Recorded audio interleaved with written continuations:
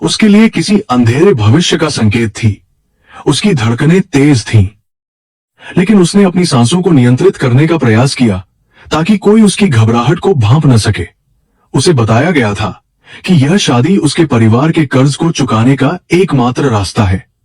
राजेश, जो एक लालची जुआरी था, उसका होने वाला पति था। गाड़ी की आवाज और सड़क के झटकों ने उसे एहसास दिलाया कि वह अपनी नियति की ओर बढ़ रही है। हवा में चमेली की तेज गंध और पुराने पत्थरों की नमी ने अनन्या को बताया कि वे किसी प्राचीन मंदिर या पुराने किले में पहुंच चुके हैं। उसके हाथ ठंडे पड़ रहे थे, लेकिन उसने अपनी उंगलियों को कसकर भींच लिया। उसे किसी ने सहारा देकर गाड़ी से उतारा और एक शांत गलियारे की ओर ले जाने लगे। चारों ओर छाई रहस्यमयी खामोशी उसे डरा रही थी। उसे महसूस हुआ कि उसके चारों ओर कई लोग खड़े हैं, जिनकी निगाहें उस पर जमी हुई थीं। शादी की रस्में शुरू हुईं, लेकिन सब कुछ यांत्रिक और भावनाहीन लग रहा था। जब उस व्यक्ति ने उसका हाथ थामा, तो अनन्या को एक अजीब सा झटका महसूस हुआ। वह हाथ राजेश का नहीं लग रहा था, क्योंकि वह बहुत स्थिर, सख्त और ठंडा था। मंत्रोच्चार की आवाज बहुत धीमी थी, जैसे कोई गुप्त समझौता हो रहा हो। अनन्या के मन में संदेह पैदा हुआ, लेकिन वह कुछ बोलने की स्थिति में नहीं थी। उसने चुपचाप उन कड़वी रस्मों को पूरा होने दिया। रस्में पूरी होने के बाद उसे फिर से एक गाड़ी में बैठाया गया और एक लंबी यात्रा शुरू हुई। इस बार गाड़ी की बनावट और सीटों की कोमलता बहुत अलग थी।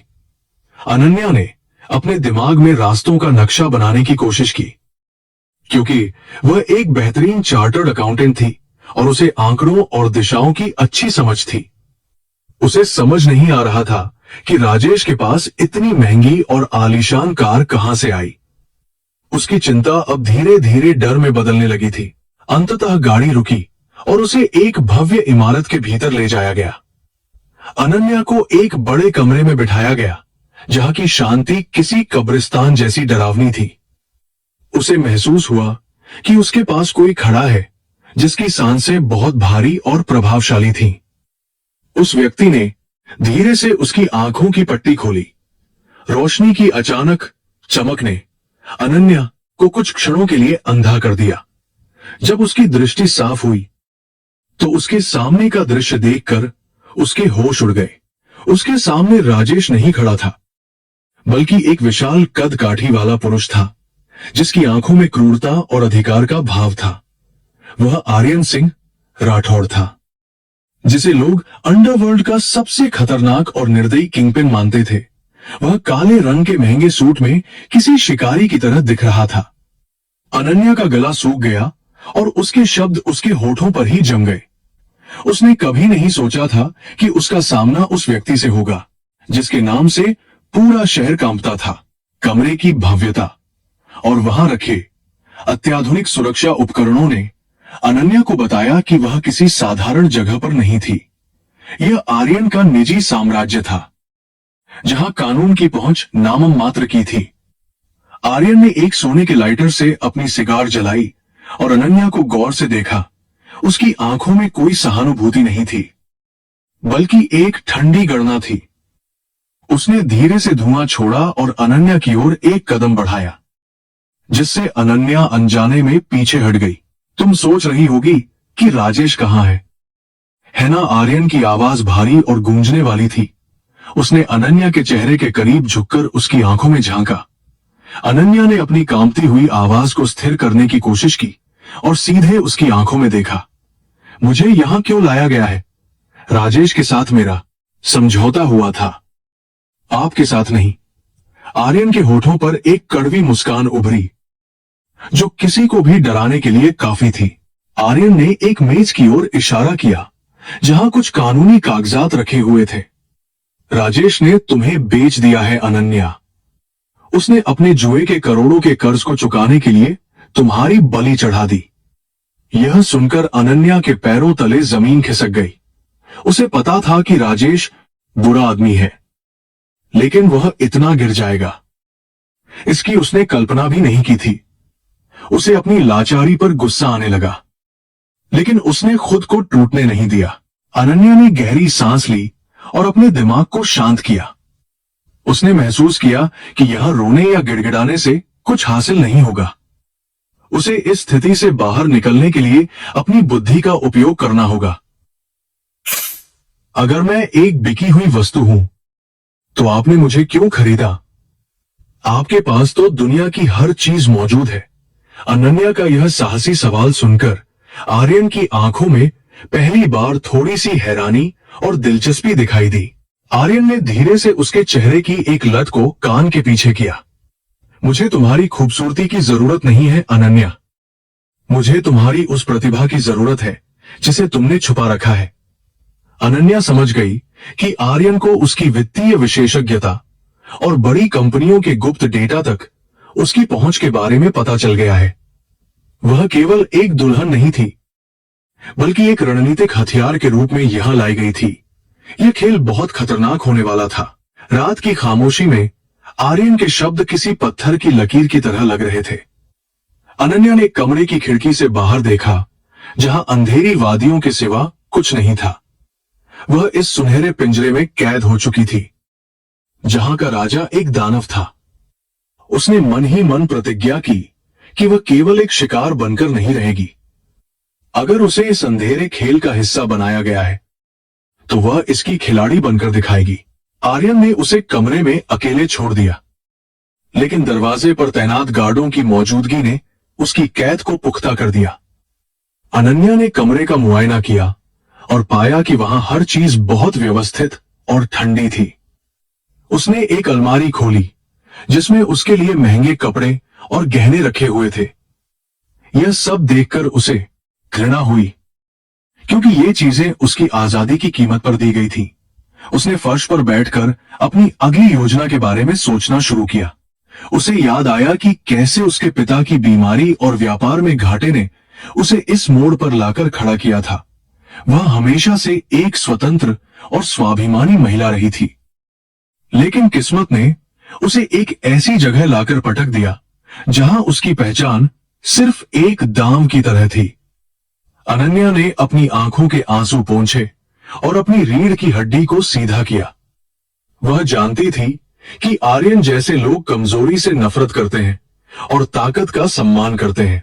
अगली सुबह जब सूरज की किरणें खिड़की के मोटे पर्दों को चीरते हुए अंदर आईं, अनन्या जाग चुकी थी। उसने खुद को मानसिक रूप से तैयार कर लिया था।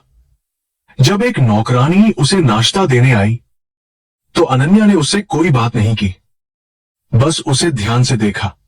उसे पता था कि इस घर की दीवारों के भी कान हैं।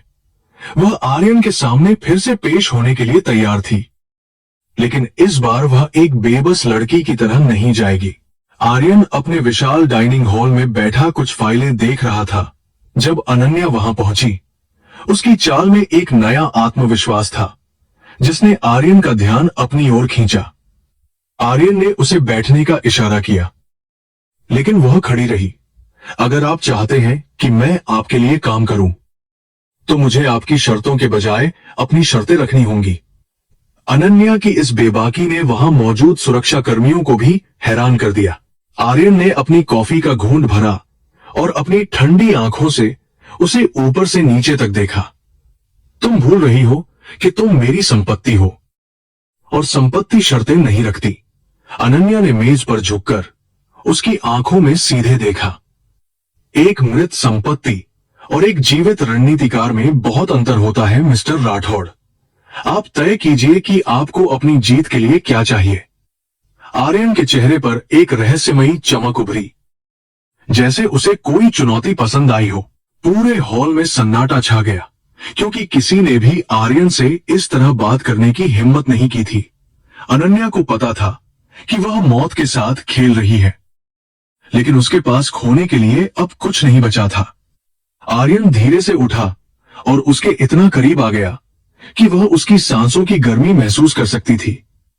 तुम्हारी यह हिम्मत या तो तुम्हें आसमान पर ले जाएगी या मेरी कब्र के पास। अनन्या बिना पलक झपकाए खड़ी रही। आर्यन ने एक फाइल उसकी ओर फेंकी और कहा कि इसे शाम तक सुलझा कर दिखाओ। अनन्या ने फाइल उठाई और उसे पलटना शुरू किया। यह एक जटिल मनी लॉन्ड्रिंग का मामला था, जिसमें कई शेल कंपनियां शामिल थीं। अनन्या के चेहरे पर एक सूक्ष्म मुस्कान आई, क्योंकि यह उसके लिए बाएं हाथ का खेल था। उसने आर्यन की ओर देखा और सिर हिलाया। उसने तय कर लिया था कि वह अपनी काबिलियत से इस साम्राज्य की नींव हिला देगी। पूरे दिन अनन्या ने उस फाइल पर काम किया और आर्यन के वित्तीय नेटवर्क की कमियों को ढूंढ निकाला। उसने देखा कि कैसे कुछ लोग अंदर ही अंदर आर्यन को धोखा दे रहे थे। उसकी विशेषज्ञता ने उसे उन छिपे हुए सुरागों तक पहुंचा दिया जिन्हें आर्यन के सबसे भरोसेमंद लोग भी नहीं देख पाए थे। शाम होते होते उसके पास न केवल समाधान था, बल्कि एक ऐसा सच भी था जो आर्यन की सत्ता को चुनौती दे सकता था। जब शाम को आर्यन वापस आया तो उसने अनन्या को उसी मेज पर काम करते हुए पाया। उसने बिना कुछ कहे फाइल आर्यन के सामने रख दी। जैसे जैसे आर्यन पन्ने पलटता गया, उसके चेहरे के भाव बदलते गए। उसकी आंखों में चमक और चेहरे पर गुस्सा साफ देखा जा सकता था। उसे अपनी हार नहीं बल्कि अपनों की गद्दारी पर गुस्सा आ रहा था। अनन्या ने चुपचाप उसे अपनी प्रतिक्रिया देने का इंतजार किया। उसकी धड़कनें फिर से बढ़ गई थीं। आर्यन ने फाइल बंद की और अनन्या को एक अलग नजरिए से देखा। तुमने वह ढूंढ लिया जिसे मेरे मुख्य वित्तीय सलाहकार 3 महीनों से नहीं देख पाए थे। अनन्या ने शांति से जवाब दिया, क्योंकि वे आपकी सेवा नहीं कर रहे थे, वे आपकी संपत्ति को दीमक की तरह खा रहे थे। आर्यन ने उसे गौर से देखा और पहली बार उसे लगा कि यह महिला उसके साम्राज्य की सबसे बड़ी ताकत बन सकती है। उस रात आर्यन ने अनन्या को एक नई सुरक्षा और बेहतर सुविधाएं प्रदान करने का आदेश दिया। हालांकि वह अभी भी एक कैदी थी, लेकिन उसकी स्थिति बदल गई थी।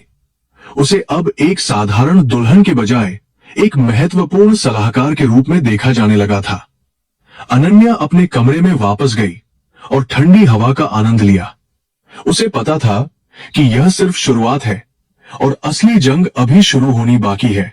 उसने खिड़की से बाहर देखते हुए सोचा कि राजेश ने उसे धोखा देकर वास्तव में उसे एक शेर की गुफा में धकेल दिया था, लेकिन उसने यह नहीं सोचा था कि वह शेरनी बनकर निकलेगी। अनन्या ने अपने मन में राजेश के लिए कोई घृणा नहीं रखी, बल्कि उसे खत्म करने का एक दृढ़ संकल्प पाल लिया। उसे आर्यन का उपयोग करके न्याय प्राप्त करना था।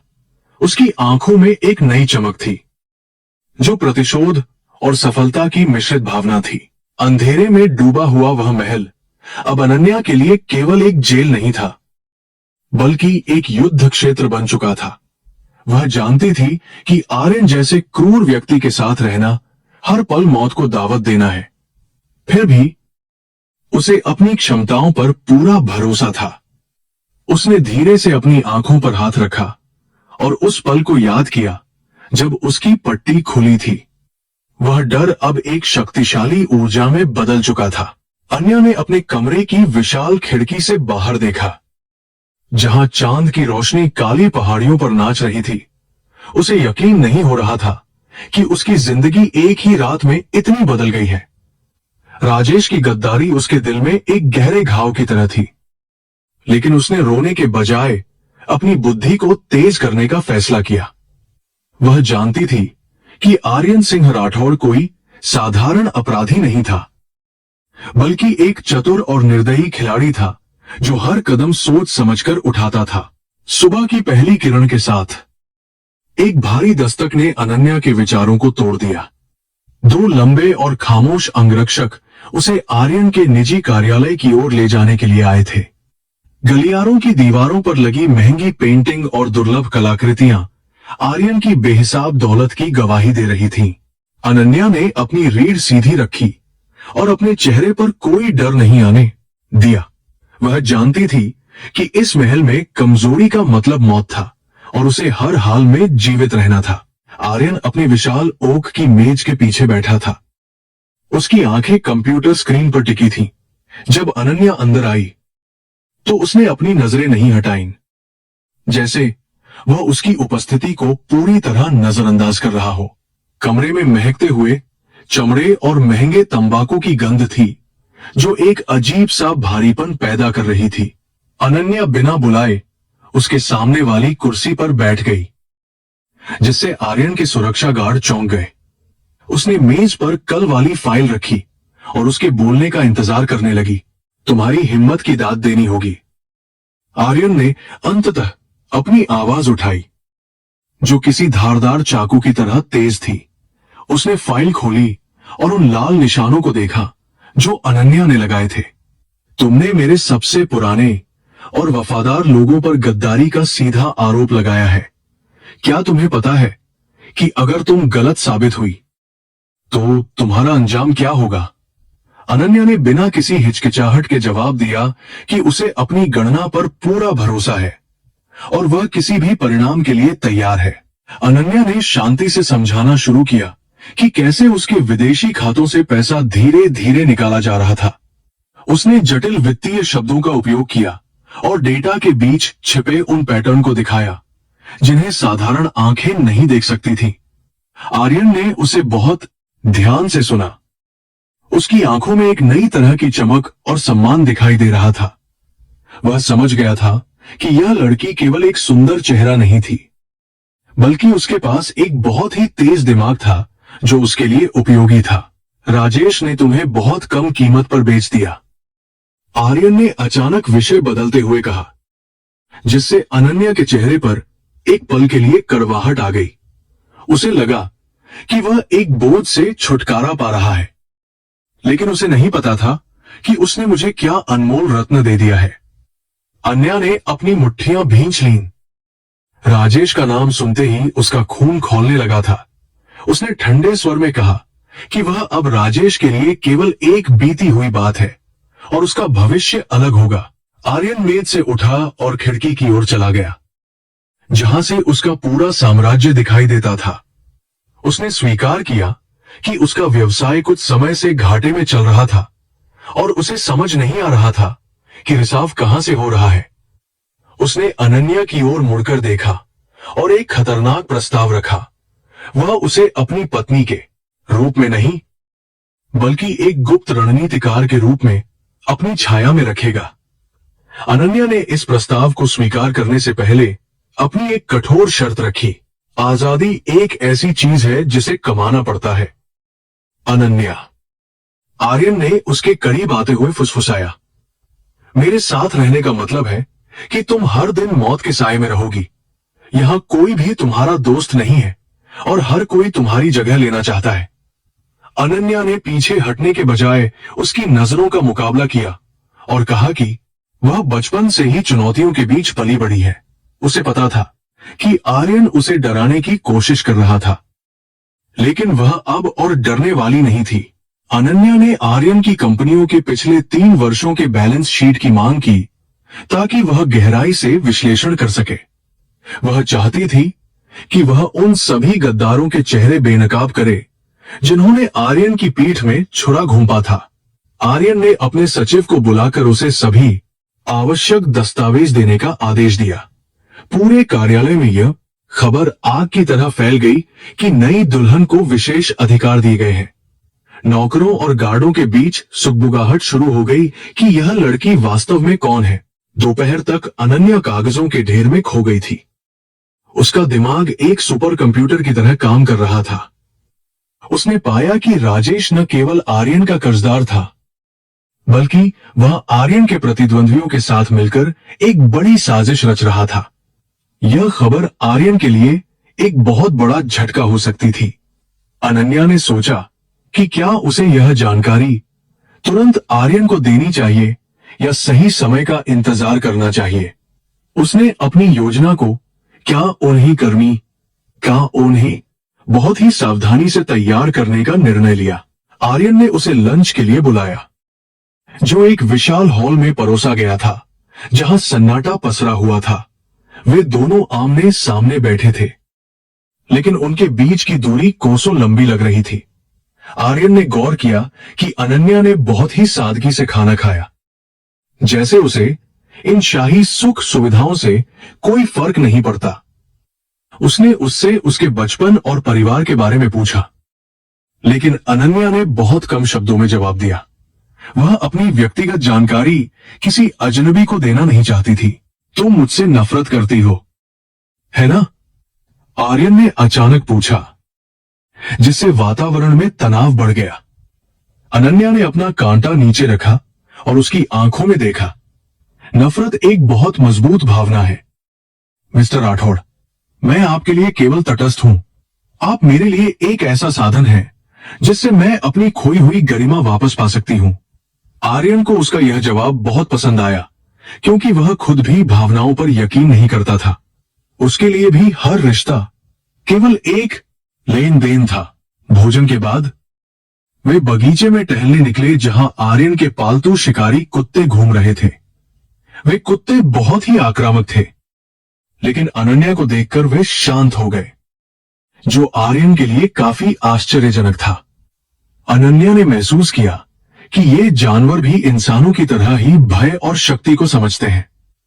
उसने एक कुत्ते के सिर पर हाथ फेरा और उसकी वफादारी को महसूस किया।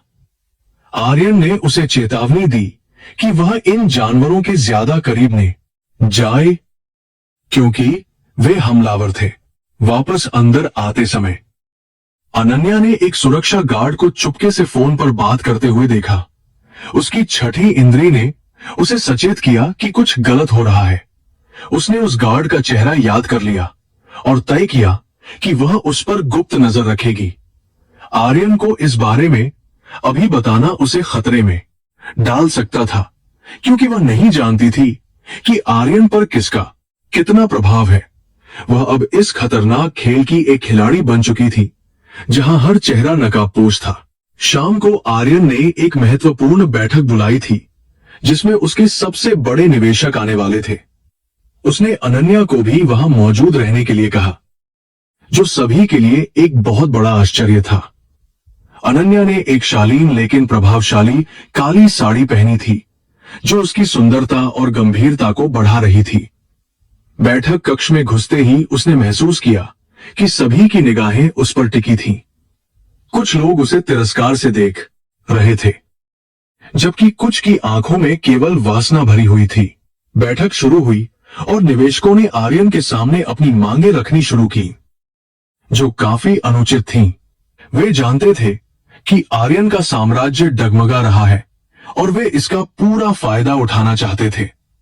आर्यन ने धैर्य बनाए रखा, लेकिन उसकी मुट्ठियां मेज के नीचे कसी हुई थीं। तभी अनन्या ने बीच में हस्तक्षेप किया और एक ऐसा आंकड़ा प्रस्तुत किया जिसने पूरे कमरे में खलबली मचा दी। उसने साबित कर दिया कि वे निवेशक वास्तव में आर्यन को धोखा देने की कोशिश कर रहे थे। निवेशकों के चेहरे पीले पड़ गए, क्योंकि उनकी पोल खुल चुकी थी।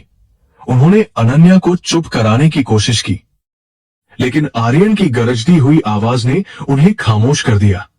उसे बोलने दो, आर्यन ने कहा।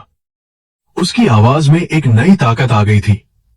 अनन्या ने विस्तार से समझाया कि कैसे वे लोग आर्यन की कंपनी के शेयरों की कीमत जानबूझकर गिरा रहे थे। उसने कानूनी दस्तावेजों और सबूतों की एक श्रृंखला पेश की, जिन्हें उसने पिछले कुछ घंटों में मेहनत से तैयार किया था। उस रात आर्यन ने उन निवेशकों को अपने घर से बाहर निकाल दिया और उन पर कानूनी कार्रवाई करने का मन बना लिया। जब वे अकेले रह गए, तो आर्यन ने अनन्या की ओर हाथ बढ़ाया। तुमने आज जो किया, वह कोई भी पुरुष नहीं कर सकता था। तुमने न केवल मेरा पैसा बचाया, बल्कि मेरा सम्मान भी वापस दिलाया। अनन्या ने उसका हाथ नहीं थामा, बस सिर झुकाकर अभिवादन किया। वह जानती थी कि यह जीत केवल एक छोटा सा हिस्सा थी और असली लड़ाई अभी बाकी थी। आर्यन ने उसे अपने बेडरूम की ओर जाने वाली सीढ़ियों पर रोका और उसे एक चाबी दी। यह इस घर के उस कमरे की चाबी है जहां मेरा सारा गुप्त डेटा रखा है। आज से तुम मेरी एकमात्र विश्वसनीय सलाहकार हो। अनन्या ने चाबी ली और उसे अपने पल्लू में बांध लिया। उसे एहसास हुआ कि उसने आर्यन का भरोसा जीत लिया है, लेकिन यह भरोसा एक दोधारी तलवार की तरह था। अब उसके कंधों पर एक बहुत बड़ी जिम्मेदारी थी और कोई भी गलती घातक थी। आधी रात को अनन्या उस गुप्त कमरे में गई और वहां रखे कंप्यूटरों को खोलना शुरू किया। उसे कुछ ऐसे दस्तावेज मिले जो आर्यन के पिता के समय के थे और जिनमें राजेश के परिवार का भी जिक्र था। उसने पाया कि राजेश का परिवार पीढ़ियों से आर्यन के परिवार के साथ गद्दारी कर रहा था। यह दुश्मनी केवल पैसों की नहीं थी, बल्कि यह बहुत पुरानी और गहरी थी। अनन्या को अब समझ आया कि राजेश ने उसे मोहरे के रूप में इस्तेमाल किया था। अचानक उसे पीछे से किसी के आने की आहट सुनाई दी और उसने तुरंत कंप्यूटर बंद कर दिया। वह आर्यन था, जो अपनी शर्ट के बटन खोलते हुए अंधेरे में खड़ा था।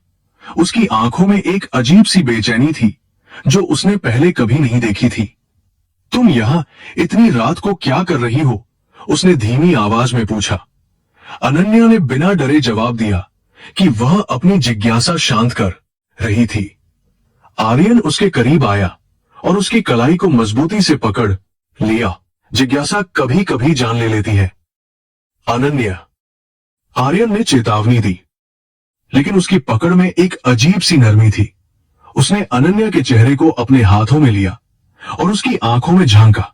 उस पल के लिए वे दोनों दुश्मन नहीं थे, बल्कि दो ऐसे लोग थे जिन्हें दुनिया ने बहुत चोट पहुंचाई थी। अनन्या ने अपना चेहरा नहीं हटाया। वह उसकी आंखों में छिपे दर्द को देख पा रही थी। आर्यन ने धीरे से अपना हाथ हटाया और बिना कुछ कहे कमरे से बाहर चला गया। अगले कुछ दिनों में अनन्या ने आर्यन के साम्राज्य को पुनर्गठित करना शुरू कर दिया। उसने नए नियम बनाए और गद्दारों को एक एक करके बाहर का रास्ता दिखाया। आर्यन ने उसे पूरी छूट दी थी, जिससे पूरे अंडरवर्ल्ड में उसकी चर्चा होने लगी। लोग उसे बर्फ की रानी कहने लगे थे, क्योंकि वह बहुत ही ठंडी और सटीक गणना करती थी। राजेश को जब इस बात का पता चला तो वह गुस्से से पागल हो गया और उसने हमला करने का निश्चय किया। राजेश ने आर्यन के प्रतिद्वंद्वियों के साथ मिलकर एक गुप्त बैठक की और अनन्या पर हमला करने की योजना बनाई। उसे पता था कि अनन्या की सबसे बड़ी ताकत उसकी बुद्धि है, लेकिन उसकी शारीरिक कमजोरी ही उसका अंत बनेगी। उसने आर्यन के एक पुराने दुश्मन विक्रम मल्होत्रा से हाथ मिला लिया, जो आर्यन को खत्म करने के लिए किसी भी हद तक जा सकता था। वे नहीं जानते थे कि अनन्या पहले से ही उनकी हर गतिविधि पर गुप्त नजर रख रही थी।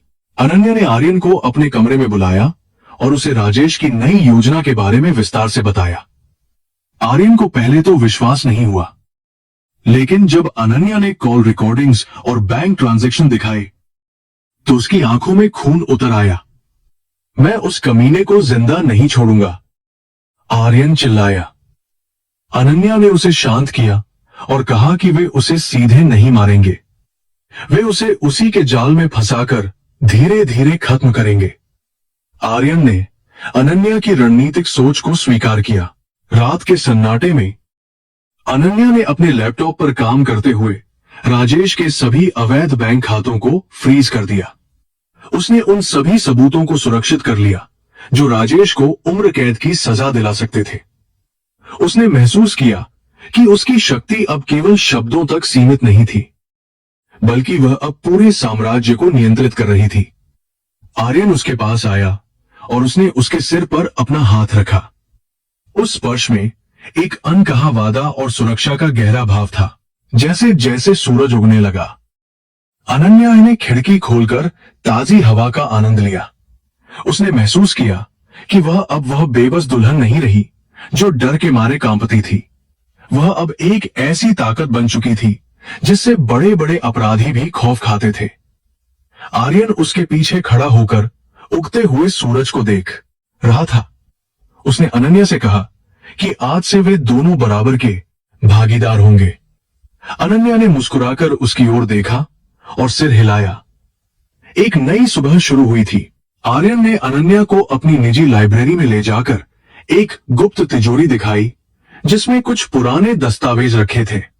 उसने बताया कि कैसे उसे बचपन में ही इस दुनिया की क्रूरता का सामना करना पड़ा था।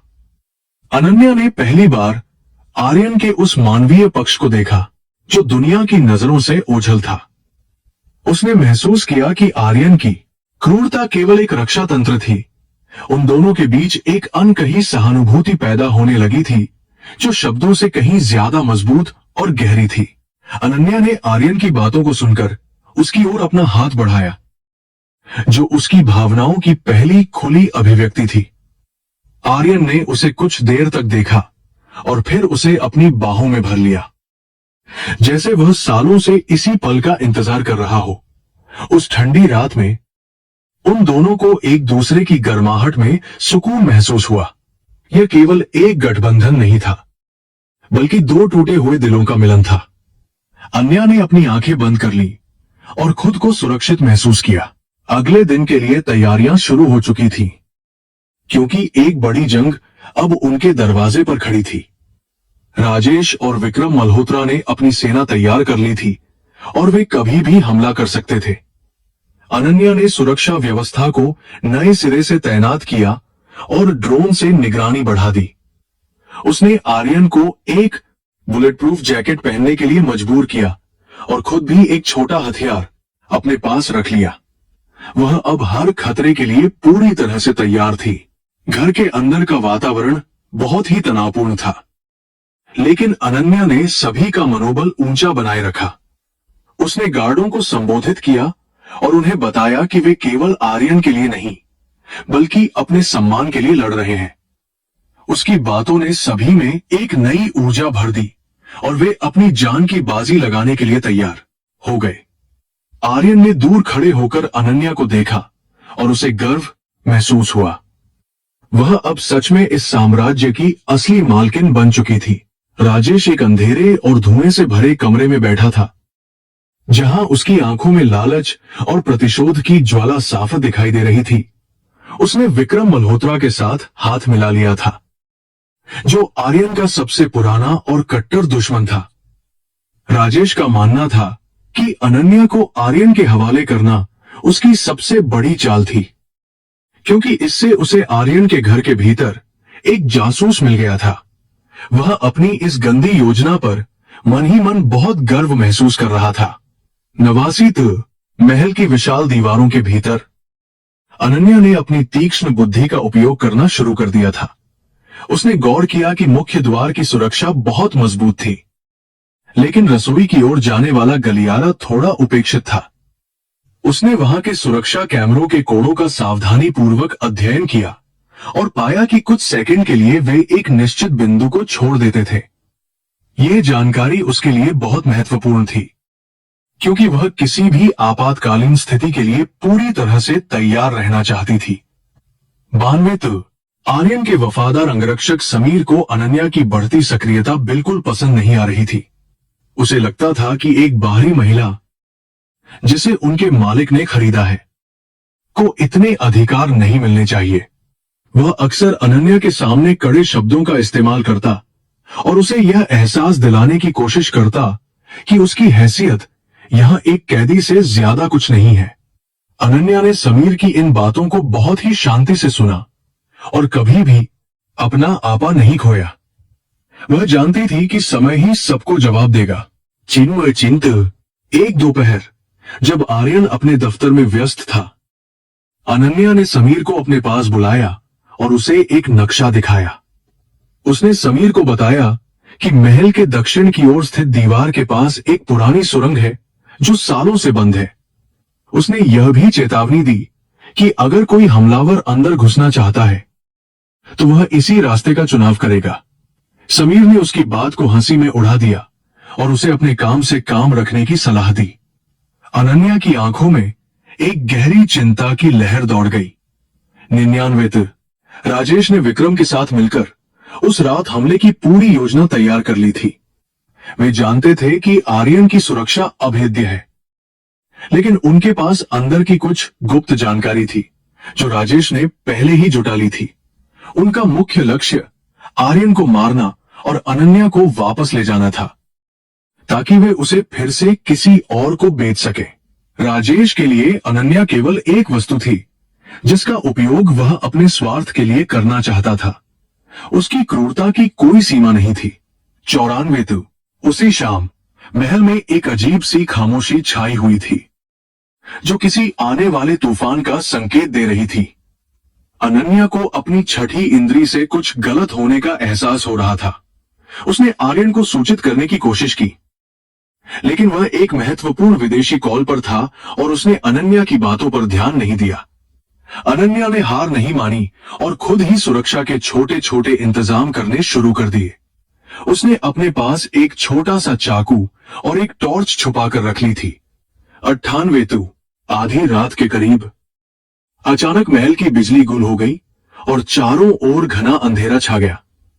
बैकअप जनरेटर भी काम नहीं कर रहा था, जिसका मतलब था कि किसी ने अंदर से सिस्टम को हैक कर लिया था। तभी जंगल की ओर से गोलियों के चलने की आवाजें सुनाई देने लगी। हमलावरों ने ठीक उसी सुरंग का इस्तेमाल किया था जिसके बारे में अनन्या ने समीर को आगाह किया था। सुरक्षा गार्ड पूरी तरह से भ्रमित थे और उन्हें समझ नहीं आ रहा था कि हमला किधर से हो रहा है। 97 आर्यन तुरंत अपने कमरे से बाहर निकला। उसके हाथ में एक अत्याधुनिक पिस्तौल थी और उसकी आंखों में शिकार करने वाले शेर जैसी चमक थी। उसने देखा कि हमलावर मुख्य हॉल तक पहुंच चुके थे और समीर के नेतृत्व में गार्ड जवाबी कार्रवाई कर रहे थे। स्थिति बहुत तनावपूर्ण थी क्योंकि हमलावर भारी हथियारों से लैस थे। आर्यन ने अपने लोगों को चिल्लाकर निर्देश दिए, लेकिन शोर और धमाकों के बीच उसकी आवाज दब रही थी। उसे एहसास हुआ कि यह हमला बहुत सुनियोजित था।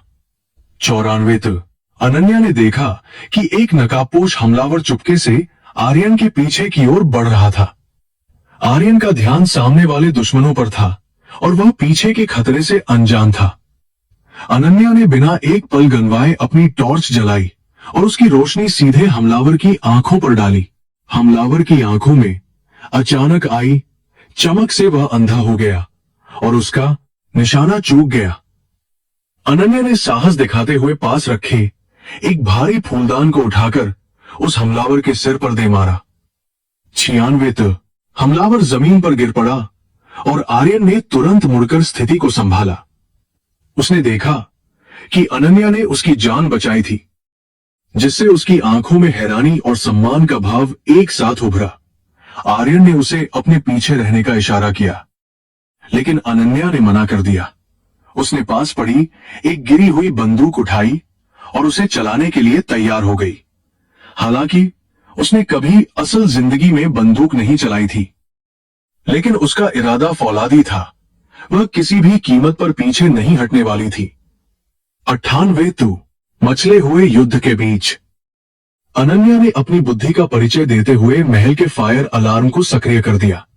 तेज सायरन की आवाज और हर तरफ से निकलने वाले पानी के फुहारों ने हमलावरों को विचलित कर दिया। उनकी नजरों के सामने सब कुछ धुंधला हो गया, जिससे आर्यन के गार्डों को जवाबी हमला करने का सुनहरा मौका मिल गया। अनन्या की इस रणनीतिक चाल ने युद्ध का पासा पूरी तरह से पलट दिया था। समीर भी यह देखकर दंग रह गया कि जिस औरत को वह कमजोर समझ रहा था, वह सबसे बड़ी योद्धा निकली। 100 हमलावर अब पीछे हटने लगे थे, क्योंकि उन्हें उम्मीद नहीं थी कि उन्हें इतने कड़े प्रतिरोध का सामना करना पड़ेगा। आर्यन ने खुद आगे बढ़कर कई दुश्मनों को ढेर कर दिया। उसकी फुर्ती और सटीकता देखने लायक थी। राजेश, जो बाहर बैठकर तमाशा देख रहा था, यह देखकर आगब बोला हो गया कि उसका प्लान फ्लॉप हो रहा है। उसने अपने बचे हुए आदमियों को अंतिम हमले का आदेश दिया, लेकिन तब तक आर्यन की अतिरिक्त कुमक वहां पहुंच चुकी थी। महल के चारों ओर पुलिस के सायरन गूंजने लगे थे। 97 जब सुबह का उजाला हुआ तो महल के परिसर में बिखरे हुए कारतूस और खून के धब्बे रात की भयावहता की गवाही दे रहे थे। समीर अब अनन्या के सामने अपना सिर झुकाकर खड़ा था। उसे अपनी पिछली बातों पर बहुत शर्मिंदगी महसूस हो रही थी। उसने अनन्या से माफी मांगी और स्वीकार किया कि उसकी बुद्धिमत्ता ने आज उन सबकी जान बचाई है। आर्यन ने अनन्या को देखा, जो थकान से चूर थी, लेकिन उसकी आंखों में जीत का एक अद्भुत गौरव चमक रहा था। 94 आर्यन ने अनन्या को अपने निजी कक्ष में बुलाया और उसे एक गिलास पानी दिया। उसने थोड़ी देर तक उसे चुपचाप देखा, और फिर गहरी आवाज में कहा कि उसने आज जो किया उसे कभी भुलाया नहीं जा सकता। आर्यन की ठंडी और निर्दयी छवि अब थोड़ी पिघलती हुई लग रही थी। उसने अनन्या के हाथ पर अपना हाथ रखा और महसूस किया कि वह कांप रही थी। यह पहली बार था जब आर्यन ने किसी के प्रति अपनी सहानुभूति और सुरक्षा का भाव प्रकट किया था। 96 तुमने अपनी जान जोखिम में डालकर मुझे क्यों बचाया? आर्यन ने उससे यह सवाल पूछा जो उसे काफी समय से परेशान कर रहा था। अनन्या ने शांति से जवाब दिया कि वह गद्दारी से नफरत करती है और राजेश जैसे लोगों को कभी सफल होते नहीं देखना चाहती। उसका जवाब बहुत ही स्पष्ट और तार्किक था, जिसने आर्यन को गहराई से प्रभावित किया। उसने महसूस किया कि अनन्या उसके लिए केवल एक मोहरा नहीं थी, बल्कि एक ऐसी शक्ति थी जिसे वह अपने साथ रखना चाहता था। 95 उधर राजेश और विक्रम मल्होत्रा अपनी हार से तिलमिलाए हुए थे। उन्हें लगा था कि आर्यन को खत्म करना आसान होगा, लेकिन अनन्या की मौजूदगी ने उनके सारे समीकरण बिगाड़ दिए थे। विक्रम ने राजेश को चेतावनी दी कि अगर अगली बार वे असफल हुए तो वह खुद राजेश को ठिकाने लगा देगा। राजेश डर के मारे थर थर कांपने लगा, लेकिन उसका प्रतिशोध लेने का जुनून अभी भी कम नहीं हुआ था। उसने एक और भी अधिक घातक योजना पर काम करना शुरू कर दिया। 95 आर्यन ने अब अनन्या को अपने व्यापारिक साम्राज्य के मुख्य निर्णयों में शामिल करना शुरू कर दिया। उसने उसे एक विशेष पद दिया और उसे पूरी आजादी दी कि वह अपने तरीके से काम कर सके। अनन्या ने कंपनियों के ऑडिट में भारी अनियमितताएं पाई और उन भ्रष्ट अधिकारियों को चिन्हित किया जो राजेश के साथ मिले हुए थे। उसकी कार्यक्षमता ने आर्यन के घाटे में चल रहे व्यापार को फिर से मुनाफे की ओर मोड़ दिया।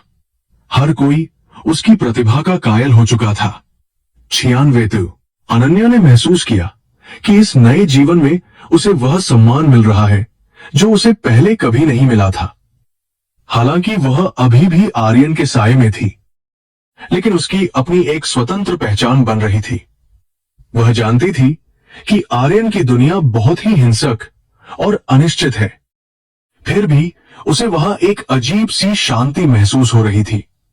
उसने आर्यन के भीतर छिपे उस दर्द को भी महसूस करना शुरू कर दिया था जो उसने सालों से दुनिया से छुपा कर रखा था। एक शाम जब वे दोनों छत पर बैठे थे, आर्यन ने अपने अतीत के बारे में बात करना शुरू किया।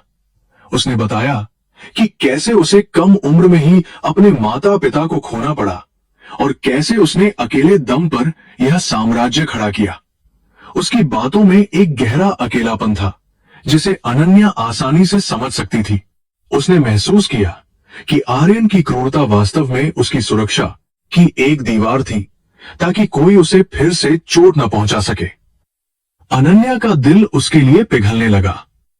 99 अनन्या ने धीरे से आर्यन का हाथ थाम लिया और उसे आश्वासन दिया कि वह अब अकेला नहीं है। उन दोनों के बीच एक अनकहा रिश्ता बन रहा था जो न तो प्यार था और न ही सिर्फ पेशेवर गठबंधन।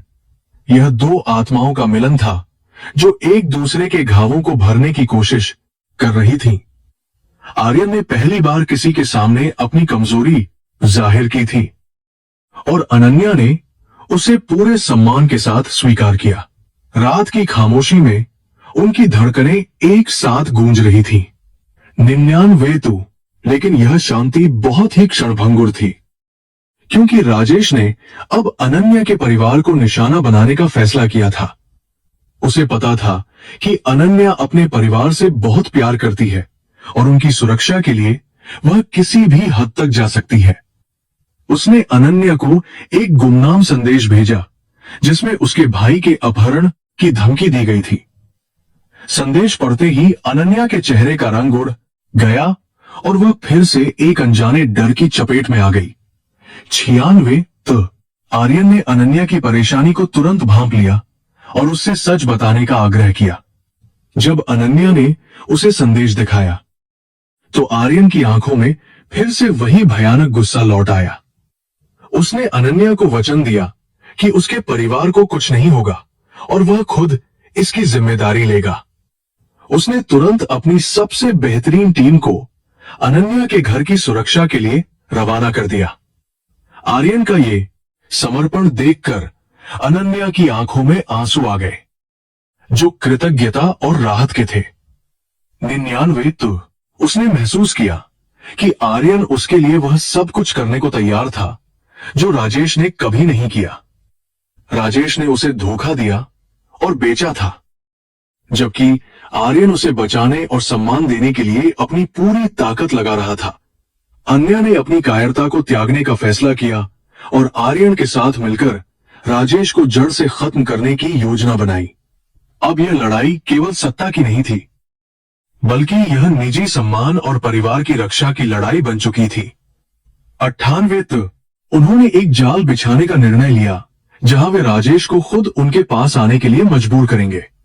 अनन्या ने राजेश को एक संदेश भेजा कि वह आर्यन को धोखा देने के लिए तैयार है और वह एक गुप्त स्थान पर उससे मिलना चाहती है।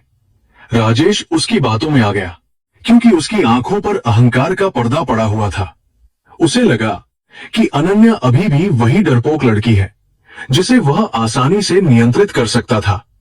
यह उसकी सबसे बड़ी और अंतिम गलती होने वाली थी।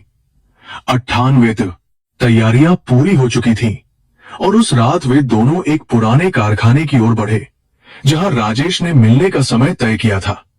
आर्यन ने अपनी टीम को चारों ओर फैला दिया था और खुद साये की तरह अनन्या के साथ चल रहा था। हवा में ठंडक थी और अनन्या का दिल जोर जोर से धड़क रहा था, लेकिन वह पीछे मुड़ने वाली नहीं थी। उसने अपने हाथ में पकड़ी हुई पिस्तौल को मजबूती से भींच लिया। आज उसे अपनी किस्मत का फैसला खुद अपने हाथों से करना था। 99 जैसे ही वे कारखाने के भीतर दाखिल हुए, भारी लोहे के दरवाजे अपने आप बंद हो गए। सामने से राजेश की हंसी की आवाज सुनाई दी, जो किसी दुष्ट आत्मा की तरह गूंज रही थी। उसने अंधेरे में अपनी उपस्थिति दर्ज कराई और दावा किया कि अनन्या ने खुद चलकर अपनी मौत को दावत दी है। अनन्या ने बिना डरे उसे बाहर आने को कहा। वह जानती थी कि आर्यन ठीक उसके पीछे खड़ा है और उसे कुछ नहीं होने देगा। यह अंतिम मुकाबला शुरू हो चुका था। 98 राजेश ने अपने अंगरक्षकों के साथ बाहर आकर अनन्या का मजाक उड़ाना शुरू किया।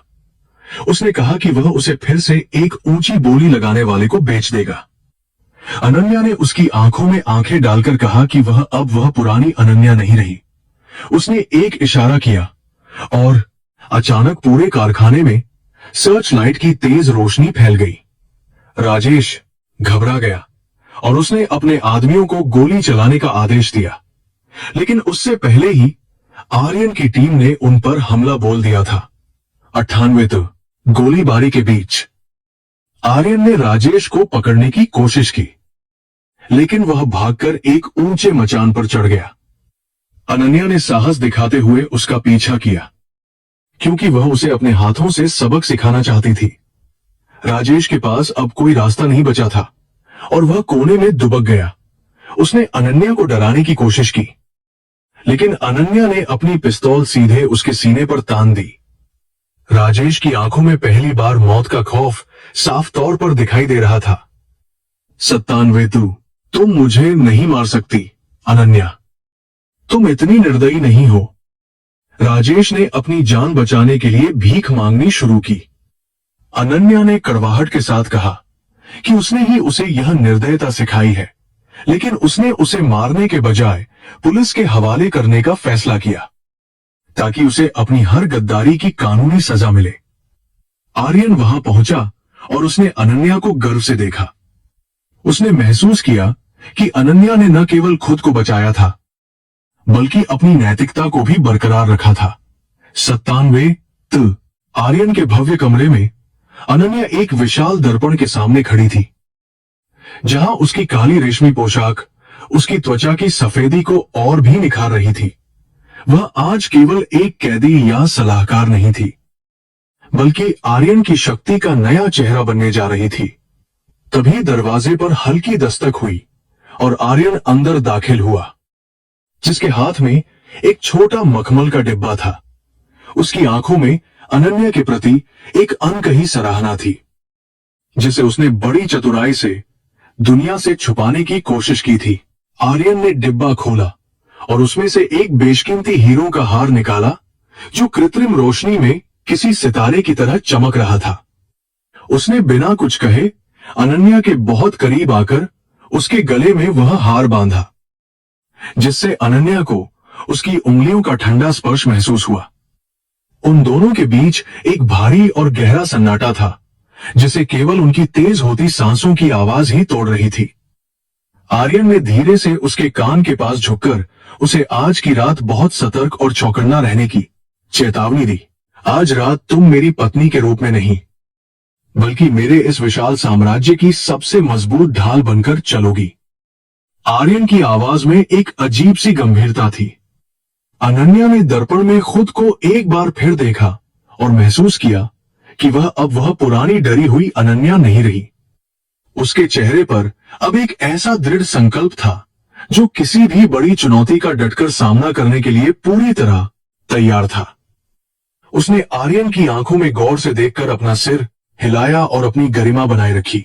वे दोनों कमरे से बाहर निकले, जहां उनके वफादार अंगरक्षक पूरी मुस्तैदी और हथियारों के साथ उनका इंतजार कर रहे थे। एक आलीशान काली लिमोजिन उन्हें उस गुप्त स्थान की ओर ले जाने के लिए तैयार खड़ी थी, जहां शहर के रईसों का जमावड़ा होने वाला था। रास्ते भर आर्यन ने उसे उनका आहन गर्वे हैं प्रभावशाली लोगों के बारे में बताया, जिनसे उन्हें आज रात मिलना था, और सावधानी बरतने को कहा। अनन्या ने हर नाम और उनके चेहरे को अपने दिमाग में अच्छी तरह अंकित कर लिया, ताकि कोई गलती न हो। वे एक आलीशान महलनुमा होटल में पहुंचे, जहां दुनिया के सबसे शक्तिशाली और खतरनाक लोग एक छत के नीचे जमा थे। हर तरफ महंगी शराब की गंध और औरतों के महंगे इत्र की खुशबू फैली हुई थी, लेकिन अनन्या को उस चमक के पीछे छिपा अंधेरा साफ दिख रहा था। जैसे ही वे मुख्य हॉल में दाखिल हुए, वहां मौजूद सभी लोगों की बातचीत अचानक थम गई और सब उन्हें देखने लगे। आर्यन का हाथ अनन्या की कमर पर था, जो सबको यह कड़ा संदेश दे रहा था। शहर के भ्रष्ट राजनेता और अंडरवर्ल्ड के बड़े खिलाड़ी आर्यन से हाथ मिलाने के लिए आगे आए, लेकिन उनकी निगाहें अनन्या पर टिकी थीं। अनन्या ने अपनी मुस्कान को बहुत ही औपचारिक रखा और हर किसी से बहुत ही नपे तुले शब्दों में बात की। उसने महसूस किया कि कुछ लोग उसे केवल एक सुंदर खिलौना समझ रहे थे, जो उनकी सबसे बड़ी भूल होने वाली थी। आर्यन ने उसे कुछ देर के लिए अकेला छोड़ा, ताकि वह खुद स्थितियों का जायजा ले सके और लोगों को समझ सके। अनन्या ने भीड़ के बीच राजेश को देखा, जो विक्रम मल्होत्रा के साथ खड़ा होकर जोर जोर से हंस रहा था और शराब पी रहा था। राजेश ने जैसे ही अनन्या को देखा, उसके चेहरे का रंग अचानक उड़ गया और वह अपनी आंखों पर विश्वास नहीं कर पाया। वह अपनी उसी पुरानी कुटिल और जहरीली मुस्कान के साथ अनन्या की ओर बढ़ा और उसका रास्ता रोकने की कोशिश की। आर्यन दूर से उन पर नजर रखे हुए था, लेकिन अनन्या ने उसे दूर रहने का इशारा किया, क्योंकि वह यह लड़ाई खुद लड़ना चाहती थी। तुम यहां इस रूप में क्या कर रही हो? मेरी प्यारी और भोली पत्नी राजेश ने अपने सबसे गंदे और जहर भरे लहजे में अनन्या से पूछा। अनन्या ने उसे गहरे तिरस्कार से देखा और स्पष्ट किया कि वह अब उसके जीवन का हिस्सा नहीं है और कभी नहीं होगी। उसने पास खड़े बड़े निवेशकों को संबोधित किया और राजेश के उन फर्जी बैंक खातों के बारे में सबके सामने बोलना शुरू किया। राजेश हक्का बक्का रह गया, क्योंकि उसे अंदाजा नहीं था कि अनन्या को उसके सभी गुप्त लेन देन की जानकारी है। निवेशकों के बीच अचानक सुगबुगाहट शुरू हो गई और राजेश की जो थोड़ी बहुत विश्वसनीयता बची थी, वह भी पल भर में मिट्टी में मिल गई।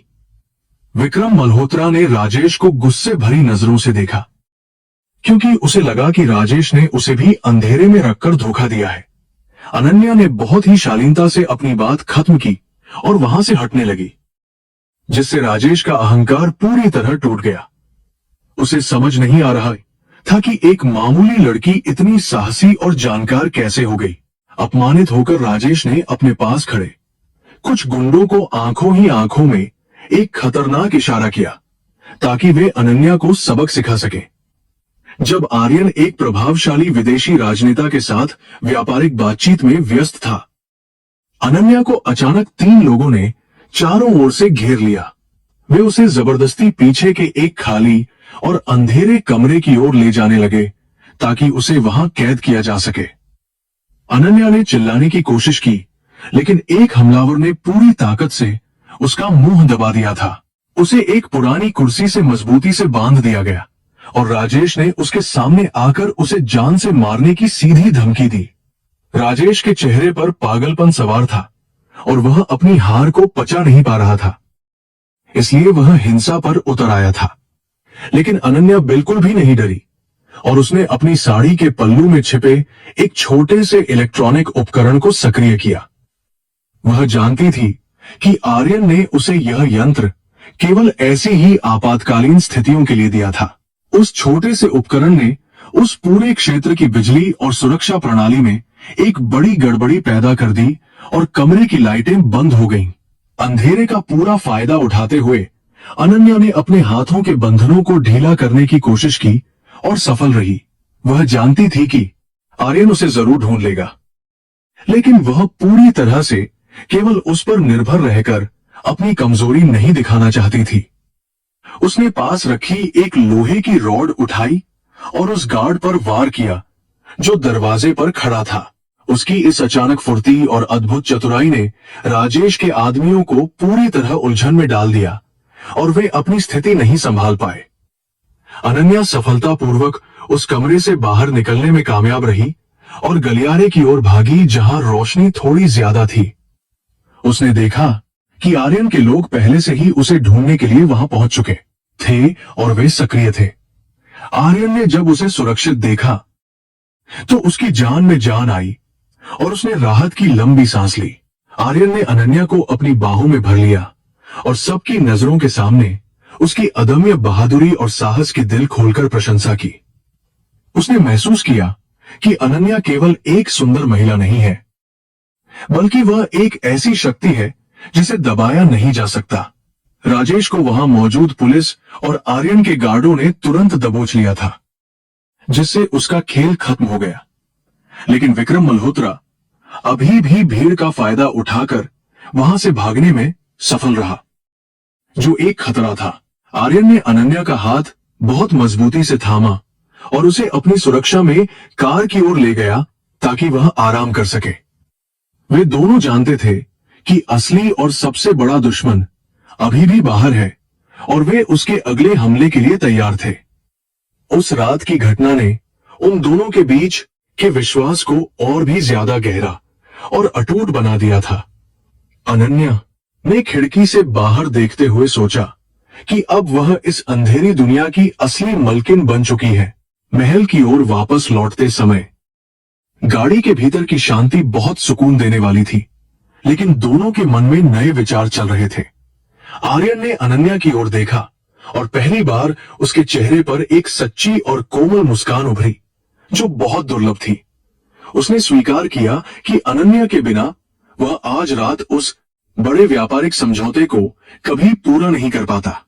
अनन्या ने केवल मुस्कुराकर उसका शुक्रिया अदा किया और अपनी आंखें धीरे से बंद कर लीं।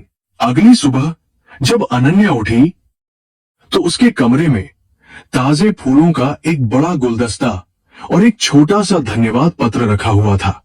यह पत्र आर्यन की ओर से था, जिसमें उसने अनन्या को अपने साम्राज्य का आधिकारिक भागीदार बनाने का प्रस्ताव दिया था। अनन्या के लिए यह एक बहुत बड़ी जीत थी, क्योंकि उसने अपनी मेहनत और बुद्धि से यह मुकाम हासिल किया था। उसने महसूस किया कि अब उसके पास वह शक्ति है जिससे वह अपना भविष्य खुद लिख सकती है। उसने तुरंत अपने लैपटॉप पर काम करना शुरू किया और विक्रम मल्होत्रा के अगले संभावित कदमों का विश्लेषण करने के लिए कुछ डेटा निकाला। वह जानती थी कि विक्रम हार मान लेने वालों में से नहीं था और वह पलटवार जरूर करेगा, इसलिए उसे पहले से तैयार रहना था। आर्यन ने भी अपनी पूरी सुरक्षा टीम को अलर्ट पर रहने का आदेश दिया था और सीमाओं पर पहरा बढ़ा दिया था। उनके बीच अब एक ऐसा तालमेल था जो अजेय लग रहा था। दोपहर के समय आर्यन ने एक सभा बुलाई, जहां उसने अपने सभी वफादार लोगों के सामने अनन्या को अपना उत्तराधिकारी घोषित कर दिया। वहां मौजूद लोगों में थोड़ी हलचल हुई, लेकिन किसी में भी आर्यन के फैसले को चुनौती देने की हिम्मत नहीं थी। अनन्या ने बहुत ही आत्मविश्वास के साथ उन सबको संबोधित किया और अपनी भावी योजनाओं के बारे में विस्तार से बताया। उसकी आवाज में वह अधिकार था जो केवल एक सच्चे नेता के पास होता है, और सब दंग थे। शाम को अनन्या ने अपने भाई से फोन पर बात की और उसे आश्वासन दिया कि वे सब अब पूरी तरह सुरक्षित हैं। उसके भाई की आवाज में राहत सुनकर अनन्या को अपनी सारी तकलीफें और संघर्ष सार्थक लगने लगे, जो उसके लिए जरूरी था। उसने महसूस किया कि आर्यन ने अपनी बात रखी थी और उसके परिवार की सुरक्षा सुनिश्चित की थी, जिससे उसकी वफादारी और बढ़ गई। अब वह इस नए जीवन को पूरी तरह से अपनाने के लिए तैयार हो चुकी थी। रात के समय आर्यन और अनन्या ने बैठकर एक लंबी रणनीतिक चर्चा की, जिसमें उन्होंने अपने साम्राज्य को और अधिक विस्तार देने की बात की। आर्यन ने अनन्या को कुछ पुराने पारिवारिक राज बताए, जिनसे वह अब तक अनजान थी और जिन्हें जानकर वह हैरान रह गई। उसे पता चला कि उसके और आर्यन के परिवारों के बीच का संबंध बहुत पुराना और काफी उलझा हुआ था। यह केवल संयोग नहीं था कि वे आज एक साथ इस मोड़ पर खड़े होकर बातें कर रहे थे। अनन्या ने महसूस किया कि नियति ने उसे यहाँ एक विशेष उद्देश्य के लिए भेजा था और वह उस उद्देश्य को पूरा करेगी। उसने आर्यन से वादा किया कि वह कभी उसका साथ नहीं छोड़ेगी, चाहे परिस्थितियां कितनी भी कठिन या चुनौतीपूर्ण क्यों न हो। आर्यन ने उसके हाथ को चूमा और वादा किया कि वह उसकी गरिमा की रक्षा अपनी आखिरी सांस तक करेगा। उन दोनों की परछाइयां उस बड़े कमरे की दीवारों पर एक साथ मिलकर एक नई कहानी बुन रही थी। लेकिन इसी बीच एक और गुप्त सूचना मिली कि विक्रम मल्होत्रा ने अंतर्राष्ट्रीय माफियाओं से संपर्क साधा है, ताकि वह आर्यन को जड़ से मिटा सके। यह खबर सुनते ही आर्यन का चेहरा फिर से कठोर हो गया और उसने तुरंत जवाबी हमले की तैयारी शुरू कर दी। अनन्या ने उसे सलाह दी कि वे केवल बल का प्रयोग न करें, बल्कि दुश्मन की आर्थिक कमर भी तोड़ दें। उसने विक्रम के विदेशी निवेशों को ट्रैक करना शुरू किया और उनमें कमियां ढूंढ निकाली। जैसे जैसे दिन बीतते गए, अनन्या और आर्यन का रिश्ता केवल व्यापारिक नहीं रहा, बल्कि उनके बीच एक गहरा भावनात्मक लगाव पैदा हो गया। वे एक दूसरे की अधूरी बातों को बिना कहे समझने लगे थे, जो उनकी सबसे बड़ी मानसिक ताकत बन गई थी। पूरे शहर में उनके इस अटूट गठबंधन की चर्चा होने लगी थी और दुश्मन खौफ में रहने लगे थे। अनन्या ने साबित कर दिया था कि एक औरत की बुद्धि किसी भी हथियार से कहीं ज्यादा मारक हो सकती है। जब सूरज क्षितिज पर ढल रहा था, अनन्या ने खिड़की से बाहर देखते हुए आने वाले कल की चुनौतियों के बारे में सोचा। वह जानती थी कि यह रास्ता कांटों भरा है, लेकिन अब उसके पास चलने के लिए एक मजबूत साथी था। उसने एक गहरी सांस ली और अपने मन को शांत किया, क्योंकि उसे पता था कि असली खेल अब शुरू हुआ है। उसकी आंखों में एक ऐसी चमक थी जो केवल जीत हासिल करने वाले योद्धाओं की आंखों में होती है। आर्यन और अनन्या ने मिलकर उस काले नेटवर्क की जड़ों को खोदना शुरू कर दिया, जो शहर के प्रशासन में फैला हुआ था। उन्होंने पाया कि विक्रम मल्होत्रा अकेले काम नहीं कर रहा था, बल्कि उसे कुछ वरिष्ठ पुलिस अधिकारियों का गुप्त समर्थन प्राप्त था। अनन्या ने अपनी वित्तीय विशेषज्ञता का उपयोग करते हुए उन सभी संदिग्ध लेन देन का पता लगाया जो सरकारी खातों से निजी तिजोरियों में भेजे गए थे। वह जानती थी कि यह जानकारी विस्फोटक साबित हो सकती है और उनकी जान को और भी खतरे में डाल सकती थी। कमरे के सन्नाटे में केवल कीबोर्ड की आवाज गूंज रही थी, जबकि आर्यन पास खड़ा होकर अनन्या की एकाग्रता को देख रहा था। उसे अनन्या की काम के प्रति निष्ठा और उसकी सूक्ष्म दृष्टि पर पूरा भरोसा होने लगा था, जो उसने पहले कभी किसी पर नहीं किया था। आर्यन ने महसूस किया कि अब वह केवल प्रतिशोध की आग में नहीं जल रहा था, बल्कि न्याय की एक नई उम्मीद देख रहा था। उसने अनन्या को आश्वासन दिया कि चाहे कितनी भी बड़ी ताकत सामने हो, वह उसकी पूरी सुरक्षा सुनिश्चित करेगा। उन्होंने एक गुप्त व्हिसल ब्लोअर से मिलने का फैसला किया, जो पुलिस विभाग के भीतर हो रहे भ्रष्टाचार की जानकारी देने को तैयार था। यह मुलाकात एक पुराने और जर्जर रेलवे स्टेशन के पास तय की गई थी, जहां रात के समय सन्नाटा छाया रहता था। अनन्या ने सावधानी के तौर पर आर्यन को बुलेट प्रूफ जैकेट पहनने के लिए मजबूर किया और खुद भी सतर्क रही। हवा में एक अजीब सा तनाव और नमी थी, जो किसी आने वाले बड़े खतरे की ओर साफ इशारा कर रही थी। वह मुखबिर डरा हुआ था और उसने एक ऐसी फाइल सौंपी जिसमें शहर के सबसे रसूखदार बिल्डरों और राजनेताओं के नाम शामिल थे। उसने बताया कि कैसे ये लोग गरीबों की जमीनें हड़प कर वहां अपने आलीशान मॉल और व्यापारिक परिसर खड़े कर रहे थे। अनन्या ने उन्हें देखे। उन भारत में दाज अनन्या ने कागजातों को अपनी डिजिटल ड्राइव में तुरंत स्कैन कर लिया, ताकि सबूत हमेशा के लिए सुरक्षित रहें। आर्यन ने उस मुखबिर को कुछ पैसे दिए और उसे शहर से बाहर सुरक्षित निकलने में पूरी मदद करने का वादा किया। जैसे ही वे वहां से निकलने वाले थे, कुछ अज्ञात गाड़ियों ने उनका रास्ता रोक लिया और चारों ओर से गोलियों की बौछार शुरू हो गई। यह स्पष्ट था कि पुलिस विभाग के भीतर मौजूद गद्दारों को उनकी इस गुप्त मुलाकात की खबर लग चुकी थी। आर्यन ने तुरंत जवाबी हमला किया और अपनी गाड़ी को कवर के रूप में इस्तेमाल करते हुए अनन्या को सुरक्षित स्थान की ओर धकेला। गोलियों की गूंज ने उस शांत रात को एक खूनी संघर्ष के मैदान में पूरी तरह से बदल दिया था। अनन्या ने अपनी घबराहट पर काबू पाया और अपनी बैग से एक छोटा स्मोक ग्रेनेड निकाला, जो उसने आर्यन के शस्त्रागार से लिया था। उसने उसे हमलावरों की ओर फेंका, जिससे चारों ओर घना धुआं फैल गया और दुश्मनों की नजरों के सामने सब कुछ धुंधला हो गया। इस अवसर का लाभ उठाते हुए आर्यन ने अपनी गाड़ी तेजी से पीछे मोड़ी और वहां से निकलने में सफल रहा। उन दोनों ने एक दूसरे की ओर देखा और बिना कुछ कहे अपनी साझा जीत का मौन उत्सव मनाया।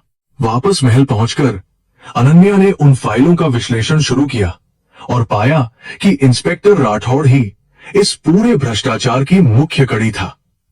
राठौड़ ने कानून की आड़ में न केवल अपराधियों को बचाया था, बल्कि आर्यन के खिलाफ कई झूठे मामले भी तैयार किए थे।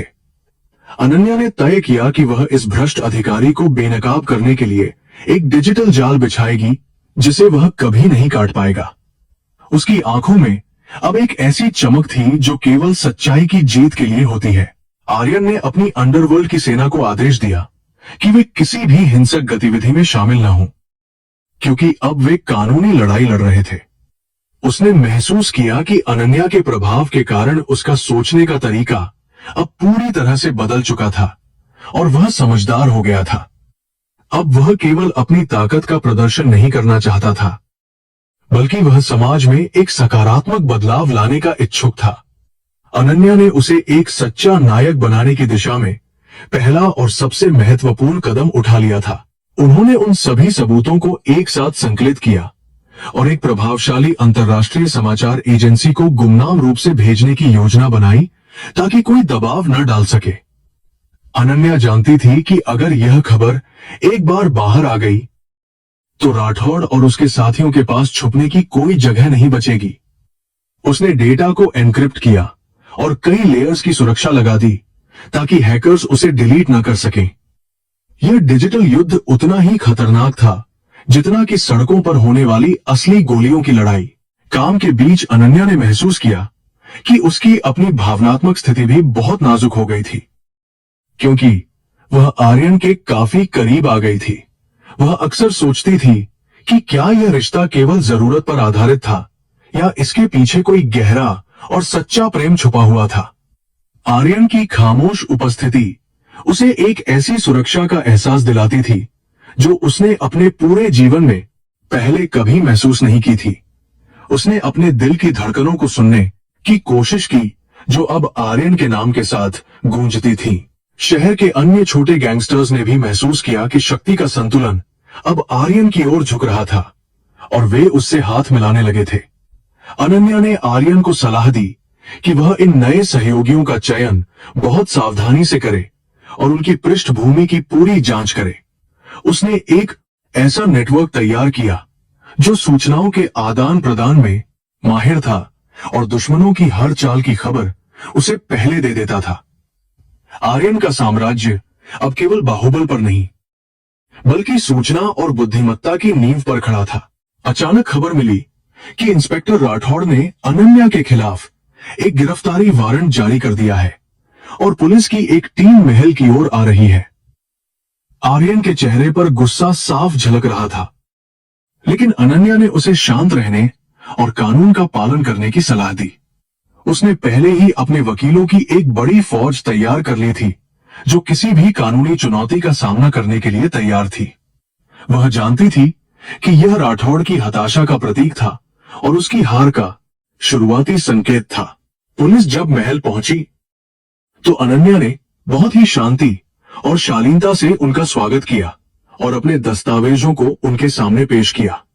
उसने साबित कर दिया कि उसके खिलाफ लगाए गए सभी आरोप निराधार और व्यक्तिगत द्वेष से प्रेरित थे, जिससे पुलिस अधिकारी असमंजस में पड़ गए। आर्यन दूर खड़ा होकर यह सब देख रहा था और उसे अपनी चुनी हुई साथी पर बहुत गर्व महसूस हो रहा था। अनन्या ने अपनी कानूनी समझ का उपयोग करके पुलिस को बिना किसी गिरफ्तारी के वापस लौटने पर मजबूर कर दिया। इस घटना के बाद राठौड़ की छवि जनता और उसके विभाग में और भी खराब हो गई और उसके वरिष्ठ अधिकारियों ने उससे पूछताछ शुरू कर दी। अनन्या ने इस मौके का पूरा फायदा उठाया और उन सभी गवाहों को सामने लाया जो राठौड़ के अत्याचारों के शिकार हुए थे। उसने एक ऐसा दबाव समूह बनाया जिसने भ्रष्ट अधिकारियों के खिलाफ एक जन आंदोलन का रूप ले लिया और व्यवस्था हिल गई। आर्यन ने इस पूरी प्रक्रिया में अनन्या को पर्दे के पीछे से हर संभव मदद और सुरक्षा प्रदान की। एक रात जब वे दोनों अपने महल की बालकनी में खड़े थे, आर्यन ने अनन्या को एक पुरानी सुनहरी चाबी दी जो एक गुप्त तिजोरी की थी। उसने बताया कि इसमें उसके माता पिता के वे सपने और वसीयत है, जिसे उसने अब तक किसी को नहीं दिखाया था और सुरक्षित रखा था। आर्यन ने अनन्या को अपना कानूनी वारिस बनाने का निर्णय लिया था, जो एक बहुत बड़ा और अटूट विश्वास का प्रतीक था। अनन्या की आंखों में आंसू आ गए क्योंकि उसने कभी इतने सम्मान की कल्पना नहीं की थी। उन्होंने मिलकर एक नए फाउंडेशन की शुरुआत करने का फैसला किया जो उन लोगों की मदद करेगा जिन्हें भ्रष्ट तंत्र ने पूरी तरह कुचल दिया था।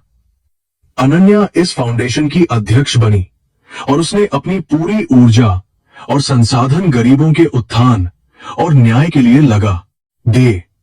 आर्यन का पैसा अब विनाश के बजाय निर्माण के काम में इस्तेमाल हो रहा था, जिससे समाज में उसकी प्रतिष्ठा तेजी से बढ़ने लगी। यह बदलाव न केवल अनन्या की जीत थी, बल्कि आर्यन के व्यक्तित्व का एक नया और उज्जवल जन्म भी था।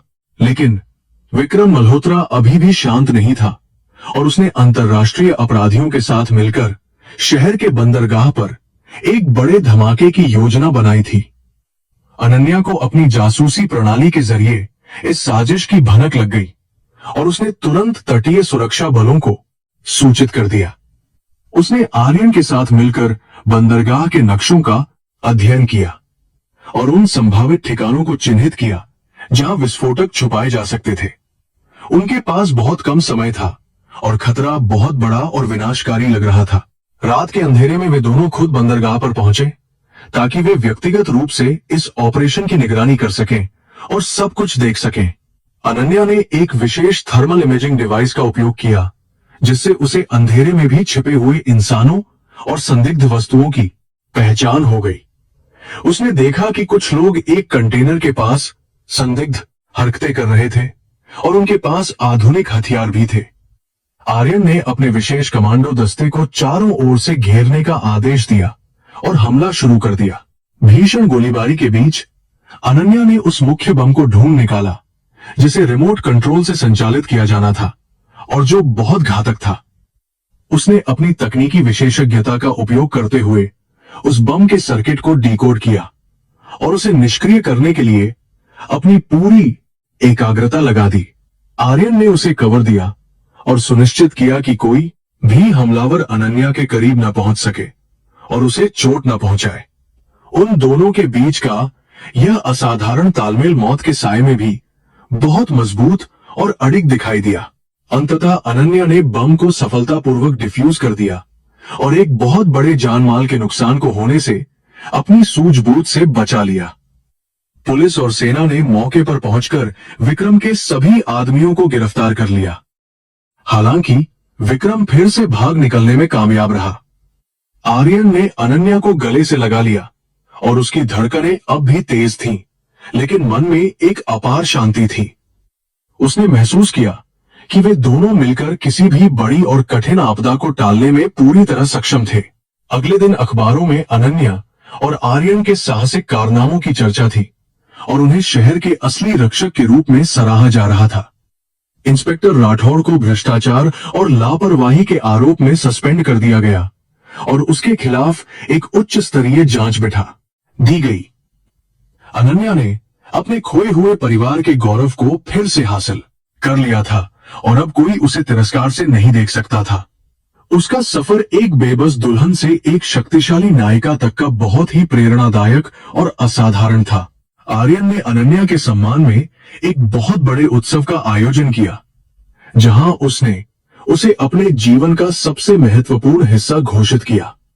उस रात अनन्या ने महसूस किया कि सच्चा प्यार और सम्मान किसी समझौते से नहीं, बल्कि एक दूसरे के प्रति अटूट वफादारी से मिलता है। उसने आर्यन की आंखों में देखा, जहां अब केवल कठोरता नहीं, बल्कि उसके लिए अपार प्रेम और आदर का सागर लहरा रहा था। उनकी कहानी अब एक नए और सुखद मोड़ की ओर बढ़ रही थी, जहां उजाला ही उजाला था। वे जानते थे कि विक्रम मल्होत्रा का अंतिम प्रहार अभी बाकी है, लेकिन अब वे किसी भी चुनौती से नहीं डरते थे, क्योंकि वे साथ थे। अनन्या ने अपनी नई रणनीतियों के साथ खुद को और भी ज्यादा मजबूत कर लिया था और आर्यन की ताकत अब उसके नियंत्रण में थी। उन्होंने तय किया कि वे तब तक चैन से नहीं बैठेंगे जब तक शहर से हर प्रकार की बुराई और भ्रष्टाचार का अंत नहीं हो जाता। उनकी ये प्रतिज्ञा उस रात की ठंडी हवाओं के साथ पूरे आसमान में गूंज उठी। अनन्या ने अपने डायरी में लिखा कि कैसे एक अंधेरी रात ने उसे एक ऐसी रोशनी की ओर धकेला जिसने उसकी पूरी जिंदगी बदल दी। वह अब राजेश जैसे तुच्छ लोगों के बारे में नहीं सोचती थी, क्योंकि उसकी मंजिल अब बहुत ऊंची और बहुत महान हो गई थी। आर्यन उसके साथ खड़ा था, एक चट्टान की तरह, जो उसे हर तूफान से बचाने के लिए हमेशा तैयार और दृढ़ संकल्पित था। उनकी जोड़ी अब न्याय और अदम्य साहस का एक नया और शक्तिशाली प्रतीक बन गई थी। पूरे महल में अब खुशियों का माहौल था और वफादार लोग अनन्या को अपनी मालकिन के रूप में पूरे दिल से स्वीकार कर चुके थे।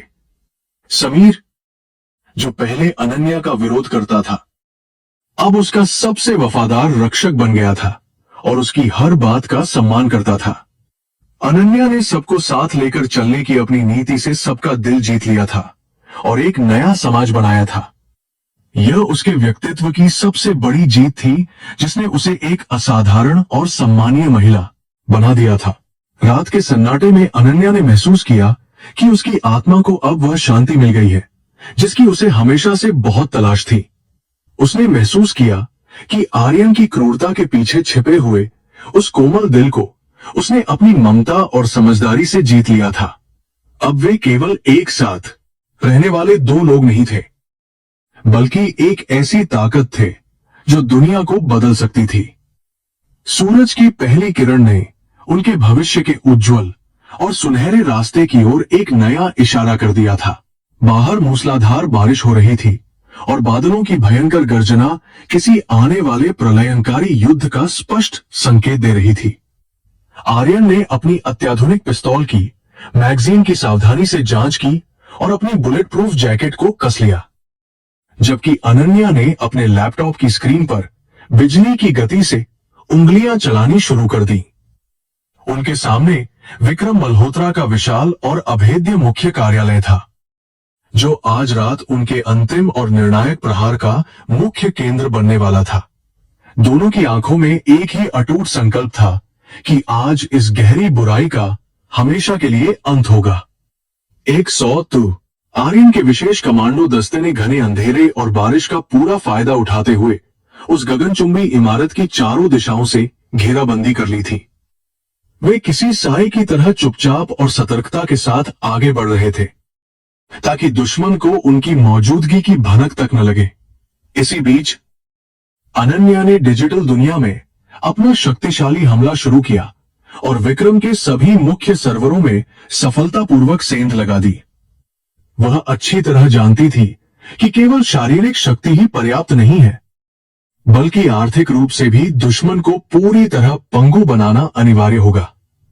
99 अनन्या ने विक्रम मल्होत्रा के उन सभी गुप्त विदेशी बैंक खातों को ट्रैक कर लिया था जिनमें उसने सालों से अवैध रूप से लूटी गई संपत्ति जमा कर रखी थी। उसने एक विशेष वायरस कोड सक्रिय किया जो धीरे धीरे उन खातों से धन को अंतरराष्ट्रीय पुलिस के फ्रीज किए गए कोषों में स्थानांतरित करने लगा जैसे जैसे पैसे कम हो रहे थे। विक्रम के तकनीकी विभाग में हड़कंप मच गया और वे इस डिजिटल घुसपैठ को रोकने की कोशिश करने लगे, लेकिन अनन्या की सुरक्षा दीवारें इतनी जटिल थीं कि उन्हें तोड़ना उनके सबसे अनुभवी हैकर्स के लिए भी नामुमकिन साबित हो रहा था। 98 इमारत के भीतर आर्यन ने पहले सुरक्षा स्तर को बहुत ही कुशलता से पार कर लिया था और उसके कमांडो ने बिना किसी शोर के संतरियों को काबू में कर लिया। गलियारों में केवल भारी जूतों की आहट और बारिश की आवाज सुनाई दे रही थी जो वातावरण को और भी ज्यादा तनावपूर्ण और गंभीर बना रही थी। आर्यन का लक्ष्य सीधा था, एवेंडेंस तान हजार पर। उसे विक्रम मल्होत्रा और राजेश को एक साथ पकड़ना था ताकि वे फिर कभी किसी मासूम की जिंदगी बर्बाद न कर सके। उसका हर कदम बहुत ही नपातुला था और उसकी नजरें किसी शिकारी की तरह अपने लक्ष्य की तलाश में थीं। 99 तभी अचानक पूरे परिसर में खतरे का अलार्म गूंजने लगा और इमारत की स्वचालित रक्षा प्रणाली सक्रिय हो गई, जिससे स्थिति और भी जटिल हो गई। विक्रम के सशस्त्र गार्डों ने अंधाधुंध गोलीबारी शुरू कर दी, जिसका आर्यन और उसके लोगों ने बहुत ही बहादुरी और सटीकता के साथ जवाब दिया। गोलियों की गूंज और कांच के टूटने की आवाजों ने उस कॉर्पोरेट दफ्तर को एक असली युद्ध क्षेत्र में बदल दिया था। अनन्या ने नियंत्रण कक्ष से सीसीटीवी कैमरों को हैक कर लिया और आर्यन को हेडसेट के जरिए दुश्मनों की सटीक लोकेशन बताने लगी। 99 आर्यन, बाईं ओर के गलियारे में 3 स्नाइपर्स छिपे हुए हैं। वे तुम्हारे निकलने का इंतजार कर रहे हैं। छाती, अनन्या की आवाज आर्यन के कान में गूंजी। आर्यन ने तुरंत एक स्मोक ग्रेनेड फेंका और धुएं के बीच से निकलकर उन स्नाइपर्स को बेअसर कर दिया, जिससे उसकी जान बच गई। वह अनन्या की इस समय पर दी गई सटीक जानकारी के लिए बहुत आभारी था, क्योंकि इसके बिना उसे भारी नुकसान उठाना पड़ सकता था। उन दोनों के बीच का यह टेलीपैथिक तालमेल उन्हें मौत के इस खतरनाक खेल में लगातार आगे और सुरक्षित बनाए हुए था। 98 ऊपरी मंजिल पर विक्रम मल्होत्रा अपने निजी चैम्बर में राजेश के साथ बैठा था और उसके चेहरे पर हार का डर अब साफ दिखाई देने लगा था। राजेश पूरी तरह से घबराया हुआ था और वह खिड़की से भागने का रास्ता ढूंढ रहा था, लेकिन चारों ओर से घेराबंदी हो चुकी थी। विक्रम ने गुस्से में अपनी मेज पर हाथ पटका और चिल्लाया कि वह इतनी आसानी से अपने इस विशाल साम्राज्य को बिखरने नहीं देगा। उसने अपने अंतिम हथियार के रूप में इमारत में लगे आत्मघाती विस्फोटकों को सक्रिय करने की धमकी दी। 97 राजेश ने कांपते हुए कहा कि उसे अनन्या को कभी उस रात की शादी में शामिल नहीं करना चाहिए था, क्योंकि वह उनके विनाश का कारण बन गई। विक्रम ने उसे चुप रहने के लिए कहा और अपनी रिवॉल्वर उसके सिर पर तान दी, क्योंकि उसे अब राजेश की कायरता से घृणा होने लगी थी। राजेश को अपनी आंखों के सामने मौत नाचती हुई दिखाई दे रही थी और उसे अपनी हर गद्दारी का बहुत पछतावा हो रहा था, लेकिन अब बहुत देर हो चुकी थी, क्योंकि उनके पापों का घड़ा अब पूरी तरह से भर चुका था। 97 आर्यन ने आखिरकार विक्रम के निजी कमरे का दरवाजा बम से उड़ा दिया और धुएं के गुब्बार के बीच से वह साक्षात यमराज की तरह अंदर दाखिल हुआ। विक्रम ने अपनी बंदूक तानी, लेकिन आर्यन की फुर्ती कहीं ज्यादा तेज थी और उसने एक सटीक वार से विक्रम के हाथ से हथियार गिरा दिया। राजेश कोने में दुबक कर अपनी जान की भीख मांगने लगा, लेकिन उसकी आवाज में अब कोई वजन नहीं बचा था। आर्यन की आंखों में वह भयानक गुस्सा था जो बरसों से विक्रम की क्रूरता के कारण सुलग रहा था। 98 तभी अनन्या भी वहां पहुंच गई। उसके हाथ में उसका लैपटॉप था और उसने स्क्रीन पर उन सभी सबूतों को दिखाया जो विक्रम के अंत के लिए काफी थे। उसने खुलासा किया कि विक्रम ने ही आर्यन के माता पिता की हत्या की साजिश रची थी ताकि वह उनके व्यवसाय पर कब्जा कर सके। यह सच सुनकर आर्यन का खून खौल उठा, लेकिन अनन्या ने उसका हाथ थाम लिया और उसे कानून के दायरे में रहने के लिए शांत किया। उसने बताया कि विक्रम को मौत से कहीं ज्यादा बड़ी सजा उसे तिल तिल कर मरते हुए देखने में मिलेगी। 99 तुमने मुझे एक कमजोर लड़की समझकर राजेश के साथ मिलकर जो खेल खेला था, उसने तुम्हें आज यहां लाकर पटक दिया है, अनन्या ने विक्रम से कहा। विक्रम ने अट्टहास करते हुए कहा कि उसने अनन्या को इसलिए चुना था क्योंकि उसे लगा था कि वह आर्यन की कमजोरी बनेगी, न कि उसकी सबसे बड़ी ताकत।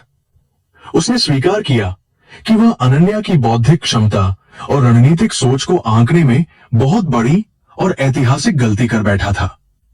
उस कमरे में फैली हुई हार की गंध विक्रम के चेहरे पर साफ तौर पर पढ़ी जा सकती थी। 98 इसी बीच राजेश ने मेज के नीचे छिपा एक बटन दबाने की कोशिश की जिससे इमारत में तबाही मच सकती थी, लेकिन अनन्या ने उसे समय रहते रोक दिया। उसने राजेश के हाथों में हथकड़ी लगा दी और उसे एहसास दिलाया कि अब उसकी चालाकियों का बाजार पूरी तरह से बंद हो चुका है। पुलिस की टीम अब इमारत के भीतर दाखिल हो चुकी थी और उन्होंने विक्रम मल्होत्रा और उसके सभी साथियों को अपनी गिरफ्त में ले लिया। आर्यन ने एक लंबी राहत की सांस ली और अनन्या की ओर कृतज्ञता भरी नजरों से देखा। 98 जब वे इमारत से बाहर निकले तो बारिश अब धीमी हो चुकी थी और आसमान में बादलों के बीच से सुबह की हल्की रोशनी दिखाई देने लगी थी। आर्यन ने अनन्या का हाथ बहुत मजबूती से थाम रखा था, जैसे वह उसे फिर कभी अपनी नजरों से ओझल नहीं होने देना चाहता हो। मीडिया के कैमरे और पुलिस की गाड़ियां चारों तरफ थीं, लेकिन उनके लिए वह क्षण बहुत ही निजी और भावनाओं से भरा हुआ था। उन्होंने मिलकर न केवल एक अपराधी को पकड़ा था, बल्कि अपने अतीत के घावों को भी भरा था। 99 आर्यन ने अनन्या से पूछा कि क्या वह वास्तव में इस खतरनाक दुनिया का हिस्सा बनकर खुश है या वह अपनी पुरानी शांत जिंदगी में वापस जाना चाहती है। अनन्या ने मुस्कुराकर जवाब दिया कि उसकी असली पहचान अब आर्यन के साथ जुड़ी हुई है और वह अब पीछे मुड़कर कभी नहीं देखेगी। उसने महसूस किया कि इस संघर्ष ने उसे एक ऐसी शक्ति और उद्देश्य दिया है जो उसे किसी भी सामान्य नौकरी में कभी नहीं मिलता। उनकी यह यात्रा अब केवल बदले की नहीं, बल्कि एक नए और सुंदर जीवन के निर्माण की थी। 98 विक्रम मल्होत्रा की सभी अवैध संपत्तियों को जब्त कर लिया गया और उनके द्वारा प्रताड़ित किए गए हजारों लोगों को अंततः न्याय और उनका हक मिल गया। अनन्या ने उन पैसों का उपयोग करके एक पुनर्वास केंद्र बनाया जहां अपराध के पीड़ितों को नई जिंदगी शुरू करने के लिए पूरी मदद दी जाती थी। आर्यन ने अपने पूरे भीतरी आर्यन ने व्यापारिक साम्राज्य को पूरी तरह से वैध बना लिया और वह अब शहर का सबसे सम्मानित और प्रतिष्ठित व्यवसायी बन गया था। उनका नाम अब डर का नहीं, बल्कि सुरक्षा और भरोसे का एक अटूट पर्याय बन चुका था। 99 लेकिन उस रात की शादी का रहस्य अभी भी पूरी तरह से स्पष्ट नहीं हुआ था, जो अनन्या के मन में एक गहरा सवाल बनकर रह रहकर कौंध रहा था। उसने पुरानी फाइलों की जांच की और पाया कि राजेश के पिता ने आर्यन के दादाजी के साथ एक गुप्त समझौता किया था, जिसके कारण यह शादी हुई।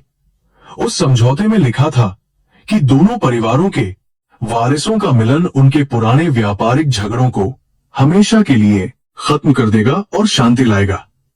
अनन्या को यह जानकर हैरानी हुई कि उसकी नियति बहुत पहले ही तय कर दी गई थी। 99 आर्यन ने भी यह सच जाना और उसने अनन्या को बताया कि उसे इस समझौते के बारे में पहले से थोड़ा अंदाजा था, लेकिन उसने कभी इसे गंभीरता से नहीं लिया था। उसने स्वीकार किया कि शुरुआत में उसने अनन्या को केवल एक दायित्व समझा था, लेकिन समय के साथ वह उसके दिल की धड़कन और उसकी पूरी दुनिया बन गई। उन दोनों ने महसूस किया कि उनके पूर्वजों की दुश्मनी अब उनकी अटूट मोहब्बत और वफादारी के सामने पूरी तरह से हार चुकी थी। यह एक ऐसी जीत थी जिसने दो टूटे हुए परिवारों को जोड़ दिया था। राजेश को अदालत ने उम्र कैद की सजा सुनाई और उसे एक ऐसी कालकोठरी में भेज दिया गया जहां वह अपने पूरे जीवन भर अपनी गद्दारी पर पछताता रहेगा।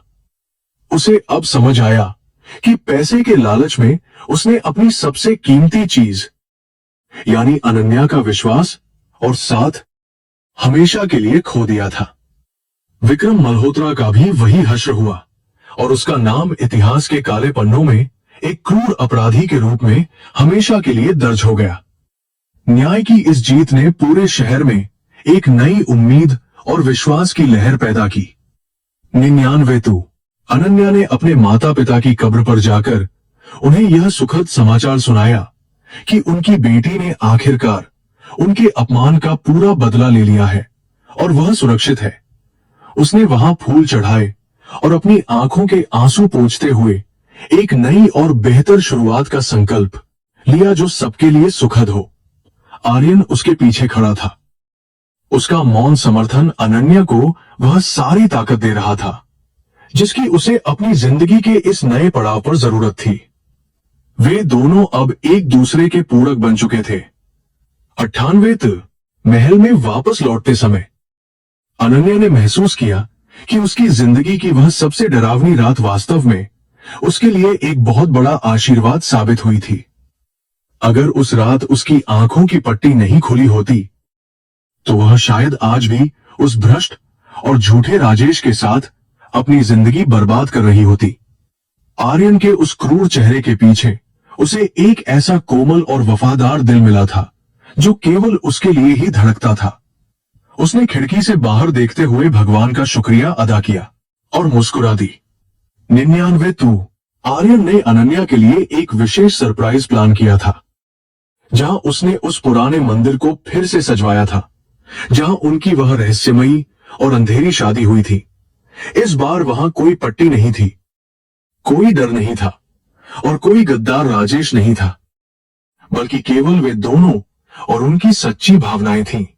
उन्होंने फिर से अग्नि के साथ फेरे लिए और इस बार पूरे होशोहवास में एक दूसरे को अपना जीवन साथी स्वीकार किया और वादे किए। यह शादी किसी भी अंधेरे समझौते से कहीं ऊपर और बहुत ज्यादा पवित्र और सुंदर थी। 99 पुरोहित के मंत्रों की गूंज ने उस मंदिर के वातावरण को एक नई और सकारात्मक ऊर्जा से भर दिया था जो सबके मन को बहुत शांति पहुंचा रही थी। अनन्या ने लाल रंग का सुंदर जोड़ा पहना था और वह किसी अप्सरा की तरह दिव्य और प्रभावशाली लग रही थी, जिसे देखकर आर्यन दंग था। उन्होंने एक दूसरे को वरमाला पहनाई और यह वादा किया कि वे सुख और दुख में हमेशा एक दूसरे के साथ चट्टान की तरह खड़े रहेंगे। वहां मौजूद उनके वफादार दोस्तों और कर्मचारियों की आंखों में खुशी के सच्चे आंसू साफर दिखाई दे रहे थे। 99 उस रात के बाद अनन्या ने आर्यन के साम्राज्य को एक नई और ऊंची दिशा दी, जहां भ्रष्टाचार की कोई जगह नहीं थी और केवल ईमानदारी का बोलबाला था। उन्होंने मिलकर कई स्कूल और अस्पताल बनवाए ताकि समाज के गरीब तबके के बच्चों को भी अच्छी शिक्षा और स्वास्थ्य सेवाएं मिल सके और वे आगे बढ़ें।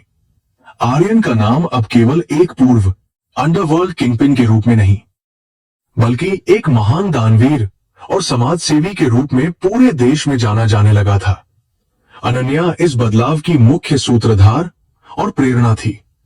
99 लेकिन जैसे जैसे वे अपनी सफलता की ऊंचाइयों को छू रहे थे, उन्हें पता चला कि अंतर्राष्ट्रीय स्तर पर कुछ लोग अभी भी उनके खिलाफ साजिश रच रहे हैं। अनन्या ने अपनी सतर्कता कभी कम नहीं की और उसने एक ऐसा सुरक्षा नेटवर्क बनाया जो दुनिया के किसी भी कोने से आने वाले खतरे को पहचान सकता था।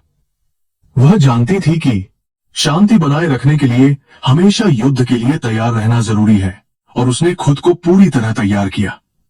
आर्यन को अपनी पत्नी की इस दूरदर्शिता और साहस पर हमेशा अटूट गर्व और भरोसा था।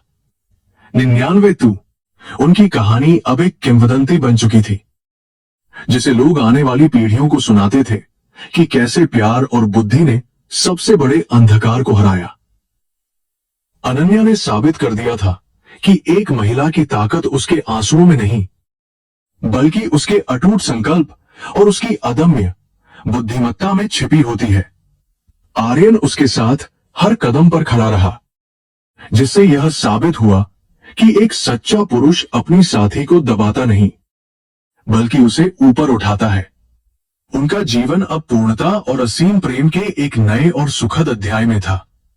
99 न्यायालय के भीतर का वातावरण अत्यंत तनावपूर्ण और गंभीर था, जहां शहर के सबसे शक्तिशाली और भ्रष्ट अपराधियों का भाग्य तय होने वाला था। राजेश और विक्रम मल्होत्रा कटघरे में खड़े थे। उनके चेहरे पर अब वह पुराना अहंकार नहीं, बल्कि केवल एक गहरा खौफ साफ दिखाई दे रहा था। न्यायाधीश ने उनके द्वारा किए गए अनगिनत अपराधों की लंबी सूची पढ़ी, जिसमें मनी लॉन्ड्रिंग, हत्या की साजिश और विश्वासघात जैसे गंभीर आरोप शामिल थे। अनन्या पहली पंक्ति में बैठी थी। उसकी स्थिर और शांत निगाहें सीधे राजेश की आंखों में गड़ी हुई थी। 94 जब न्यायाधीश ने उन दोनों को उम्र कैद की कठोर सजा सुनाई, तो पूरे कोर्ट रूम में एक अजीब सी खामोशी छा गई, जो न्याय की गवाही दे रही थी। राजेश ने अपनी आखिरी कोशिश के रूप में अनन्या की ओर देखा, जैसे वह दया की भीख मांग रहा हो, लेकिन उसे वहां केवल एक बर्फ जैसी ठंडी उपेक्षा मिली। अनन्या को उस पल का इंतजार महीनों से था, जब वह इन दरिंदों को उनके किए की असली सजा मिलते हुए अपनी आंखों से देख सके। न्याय अब केवल एक किताबी शब्द नहीं था, बल्कि एक वास्तविकता बन चुका था। 99 अदालत की कार्यवाही समाप्त होने के बाद आर्यन और अनन्या सीढ़ियों से नीचे उतरे, जहां मीडिया कर्मियों का एक विशाल हुजूम उनका इंतजार कर रहा था। आर्यन ने सुरक्षा घेरा मजबूत करने का इशारा किया और अनन्या का हाथ थामकर उसे बहुत ही सावधानी से गाड़ी तक पहुंचाया, जैसे वह कोई अनमोल रत्न हो। अब आर्यन की छवि एक हिंसक माफिया डॉन की नहीं, बल्कि एक ऐसे व्यक्ति की बन चुकी थी जिसने कानून का सम्मान करते हुए व्यवस्था की सफाई की थी। उन दोनों के चेहरे पर एक ऐसी संतुष्टि थी जो केवल धर्म युद्ध जीतने के बाद ही आती है। एक सौत अगले कुछ हफ्तों में आर्यन के व्यापारिक साम्राज्य में बहुत बड़े और क्रांतिकारी बदलाव आए, जिसकी कमान अब पूरी तरह से अनन्या के कुशल हाथों में थी। उसने सभी पुराने और संदिग्ध खातों को बंद कर दिया और उनके स्थान पर एक पूरी तरह से पारदर्शी और नैतिक कार्यप्रणाली को सफलतापूर्वक लागू किया। राठौड़ कॉरपोरेशन अब केवल लाभ कमाने की मशीन नहीं थी, बल्कि यह सामाजिक कल्याण और ईमानदारी का एक नया और चमकता हुआ वैश्विक उदाहरण बन गई थी। हर कर्मचारी अब अपनी नौकरी पर गर्व महसूस करता था और अपनी पूरी निष्ठा के साथ काम कर रहा था। 98 अनन्या ने एक विशेष विभाग की स्थापना की, जिसका एकमात्र कार्य उन लोगों की मदद करना था जो राजेश और विक्रम जैसे भू माफियाओं के हाथों अपनी जमीनें और घर खो चुके थे। उसने व्यक्तिगत रूप से उन परिवारों से मुलाकात की और उन्हें उनका खोया हुआ सम्मान और संपत्ति वापस दिलाने के लिए दिन रात एक कर दिया। आर्यन उसकी इस निस्वार्थ सेवा को दूर से देखता और महसूस करता था कि उसकी पत्नी ने वास्तव में उसके धन को सार्थक और पवित्र बना दिया है। उसकी नजरों में अनन्या अब केवल एक सलाहकार नहीं, बल्कि साक्षात देवी जैसी पवित्र और महान बन चुकी थी। एक सौत एक शांत शाम को, जब सूरज की सुनहरी किरणें उनके महल की बालकनी पर नाच रही थीं, आर्यन और अनन्या चाय के घूंट लेते हुए बीते हुए कल के संघर्षों पर चर्चा कर रहे थे। आर्यन ने स्वीकार किया कि अनन्या के आने से पहले उसकी जिंदगी केवल प्रतिशोध और अंधेरे की एक लंबी और अंतहीन सुरंग थी, जिसमें कोई रोशनी नहीं थी। अनन्या ने मुस्कुराते हुए कहा कि उस रात की डरावनी शादी वास्तव में उनकी नियति का एक गुप्त और अद्भुत उपहार थी, जिसने उन दोनों के दिलों को जोड़ दिया। 98 उन्होंने अपने भविष्य की योजनाओं के बारे में विस्तार से बात की और तय किया कि वे दुनिया भर में शिक्षा के प्रसार के लिए नए और आधुनिक स्कूलों का एक बड़ा जाल बिछाएंगे। अनन्या का मानना था कि केवल सही शिक्षा ही समाज से अपराध और राजेश जैसे लालची लोगों की मानसिकता को जड़ से मिटा सकती है और उज्जवल भविष्य ला सकती है। आर्यन ने उसके इस विचार का पूरे दिल से समर्थन किया और अपनी सारी जमा पूंजी इस नेक और महान कार्य में निवेश करने का संकल्प लिया। उनके सपने अब केवल अपने लिए नहीं, बल्कि पूरी मानवता के कल्याण के लिए समर्पित और विस्तृत थे। 100 अचानक आर्यन ने अनन्या को एक छोटा सा कागज थमाया, जो उसके पिता की पुरानी वसीयत का एक हिस्सा था, जिसे उसने अब तक बहुत संभाल कर छुपा कर रखा था। उसमें लिखा था कि आर्यन को केवल तभी वास्तविक शांति और सफलता मिलेगी जब उसे एक ऐसी जीवन संगिनी मिलेगी जिसकी बुद्धि उसकी ताकत से कहीं ज्यादा तेज और प्रभावशाली होगी। अनन्या की आंखों में खुशी के आंसू आ गए जब उसने महसूस किया कि उसके ससुर ने सालों पहले ही उसकी उपस्थिति की भविष्यवाणी एक तरह से कर दी थी। यह उनके रिश्ते को और भी अधिक दैवीय और अटूट बनाने वाला क्षण था। 99 जैसे जैसे समय बीतता गया, अनन्या की ख्याति केवल एक व्यवसायी के रूप में नहीं, बल्कि एक शक्तिशाली सामाजिक कार्यकर्ता और न्याय की प्रतीक के रूप में पूरे देश में फैल गई। उसे अंतर्राष्ट्रीय मंचों पर भाषण देने के लिए आमंत्रित किया गया, जहां उसने महिला सशक्तिकरण और कॉरपोरेट नैतिकता पर अपने विचार बहुत ही बेबाकी और सटीकता से रखे। आर्यन हमेशा उसके पीछे एक छाया की तरह खड़ा रहता। उसे वह सारा सम्मान और आजादी देता जिसका वह राजेश के साथ कभी सपना भी नहीं देख सकती थी। उनकी जोड़ी अब दुनिया के लिए प्रेम और आपसी सम्मान का प्रतीक थी। 98 उधर जेल की अंधेरी कोठरी में राजेश अपने हर एक मिनट को पश्चाताप की अग्नि में जलते हुए बिता रहा था, जहां उसे अपनी गद्दारी की कीमत चुकानी पड़ रही थी। उसने सुना था कि अनन्या अब कितनी ऊंचाई पर पहुंच गई है और उसे यह सोचकर और भी ज्यादा पीड़ा होती थी कि वह उस अनमोल हीरे को कभी पहचान नहीं पाया। विक्रम मल्होत्रा की स्थिति और भी बदतर थी, क्योंकि उसकी सारी दौलत और शक्ति अब पूरी तरह से धूल में मिल चुकी थी और उसे कोई याद करने वाला नहीं था। पाप का अंत अंततः बहुत ही भयानक और हृदय विदारक होता है।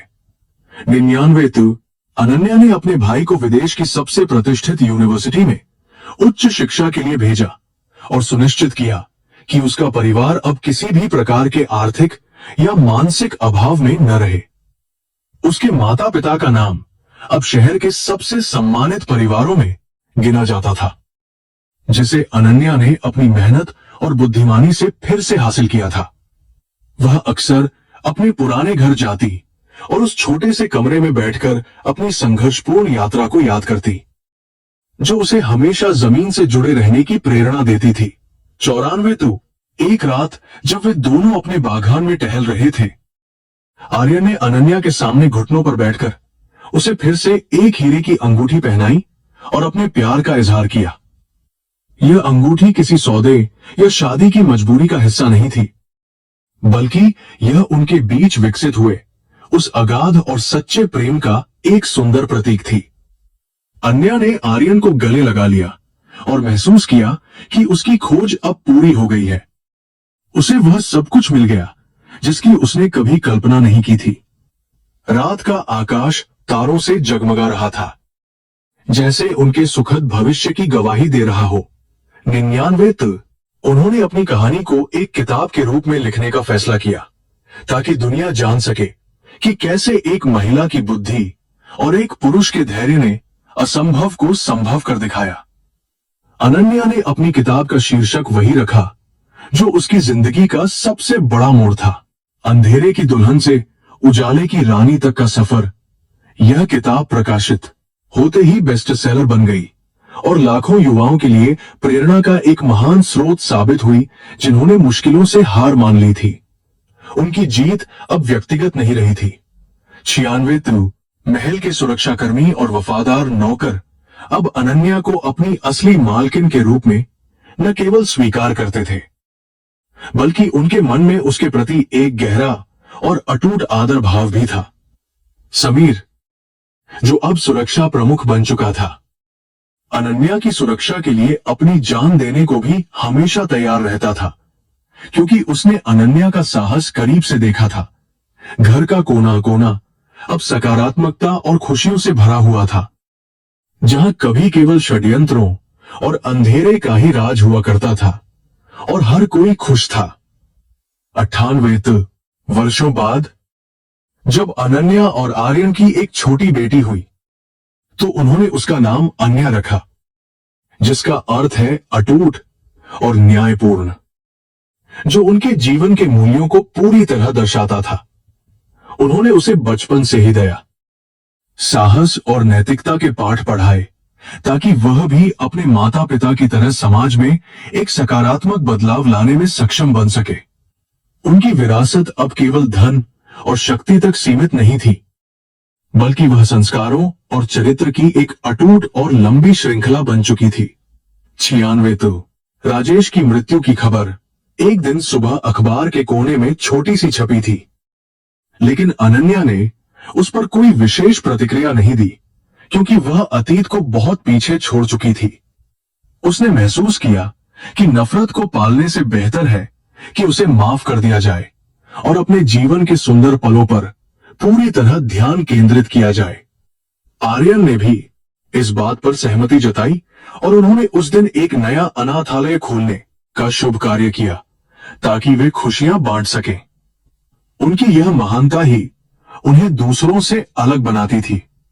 99 जैसे जैसे वे बूढ़े हो रहे थे, उनके चेहरे पर झुर्रियां तो आईं, लेकिन उनकी आंखों की वह चमक और एक दूसरे के प्रति सम्मान कभी कम नहीं हुआ, बल्कि समय के साथ और भी गहरा गया। वे अक्सर शाम को उसी पुरानी जगह बैठते, जहां उन्होंने पहली बार अपनी आंखों की पट्टी खोली थी, और उन यादों को ताजा करते हुए मुस्कुरा देते थे। वह मिडनाइट वेडिंग वास्तव में उनके जीवन का सबसे बड़ा और उनके फेफ सबसे महत्वपूर्ण आशीर्वाद बन गई थी, जिसने उनकी पूरी दुनिया को बदल दिया था। उनकी प्रेम कहानी अब एक अमर किंवदंती बन गई थी। 99 जब अनन्या ने पीछे मुड़कर अपनी पूरी जिंदगी को देखा, तो उसे केवल गर्व और शांति महसूस हुई, क्योंकि उसने हर चुनौती का सामना बहुत ही बहादुरी और ईमानदारी के साथ किया था। वह अब केवल एक स्वॉप्ड ब्राइड नहीं थी, बल्कि वह एक ऐसे साम्राज्य की निर्माता थी जहां केवल न्याय और करुणा का बोलबाला था और सब सुरक्षित थे। आर्यन उसके हाथ को चूमते हुए हमेशा यही कहता कि वह उसकी जिंदगी का सबसे बड़ा चमत्कार है, जो उसे अंधकार से प्रकाश की ओर ले आई। उनका सफर अब पूर्णता और असीम शांति के शिखर पर था। 99 आज भी उस शहर के लोग उस रात की कहानी सुनाते हैं, जब एक मामूली सी लड़की ने अपने अदम्य साहस से सबसे क्रूर अंडरवर्ल्ड किंगपिन का दिल जीत लिया और उसे बदल दिया। उनकी यह कहानी आने वाली पीढ़ियों को यह संदेश देती रहेगी कि परिस्थितियां चाहे कितनी भी कठिन क्यों न हो, सत्य और बुद्धि की हमेशा अंतिम जीत होती है। अनन्या और आर्यन अब केवल नाम नहीं थे, बल्कि वे समाज के लिए आशा की एक ऐसी किरण थे जो कभी बुझ नहीं सकती थी। उनका जीवन अजय प्रेम का महाकाव्य बन चुका था। 99 अंधेरी रातों के बाद हमेशा एक सुनहरा सवेरा आता है, और अनन्या का जीवन इसी शाश्वत सत्य का सबसे बड़ा और जीता जागता प्रमाण था, जिसे दुनिया ने साक्षात देखा था। उसने साबित कर दिया कि एक औरत की शक्ति उसकी सहनशीलता में नहीं, बल्कि उसके सही निर्णय लेने की क्षमता और उसके आत्मसम्मान की रक्षा करने के अडिग जुनून में होती है। आर्यन उसके साथ खड़ा था, एक अटूट पर्वत की तरह, जो यह सुनिश्चित करता था कि अनन्या की मुस्कान हमेशा कायम रहे। उनकी कहानी यहां समाप्त होती है, लेकिन उनकी विरासत अमर है।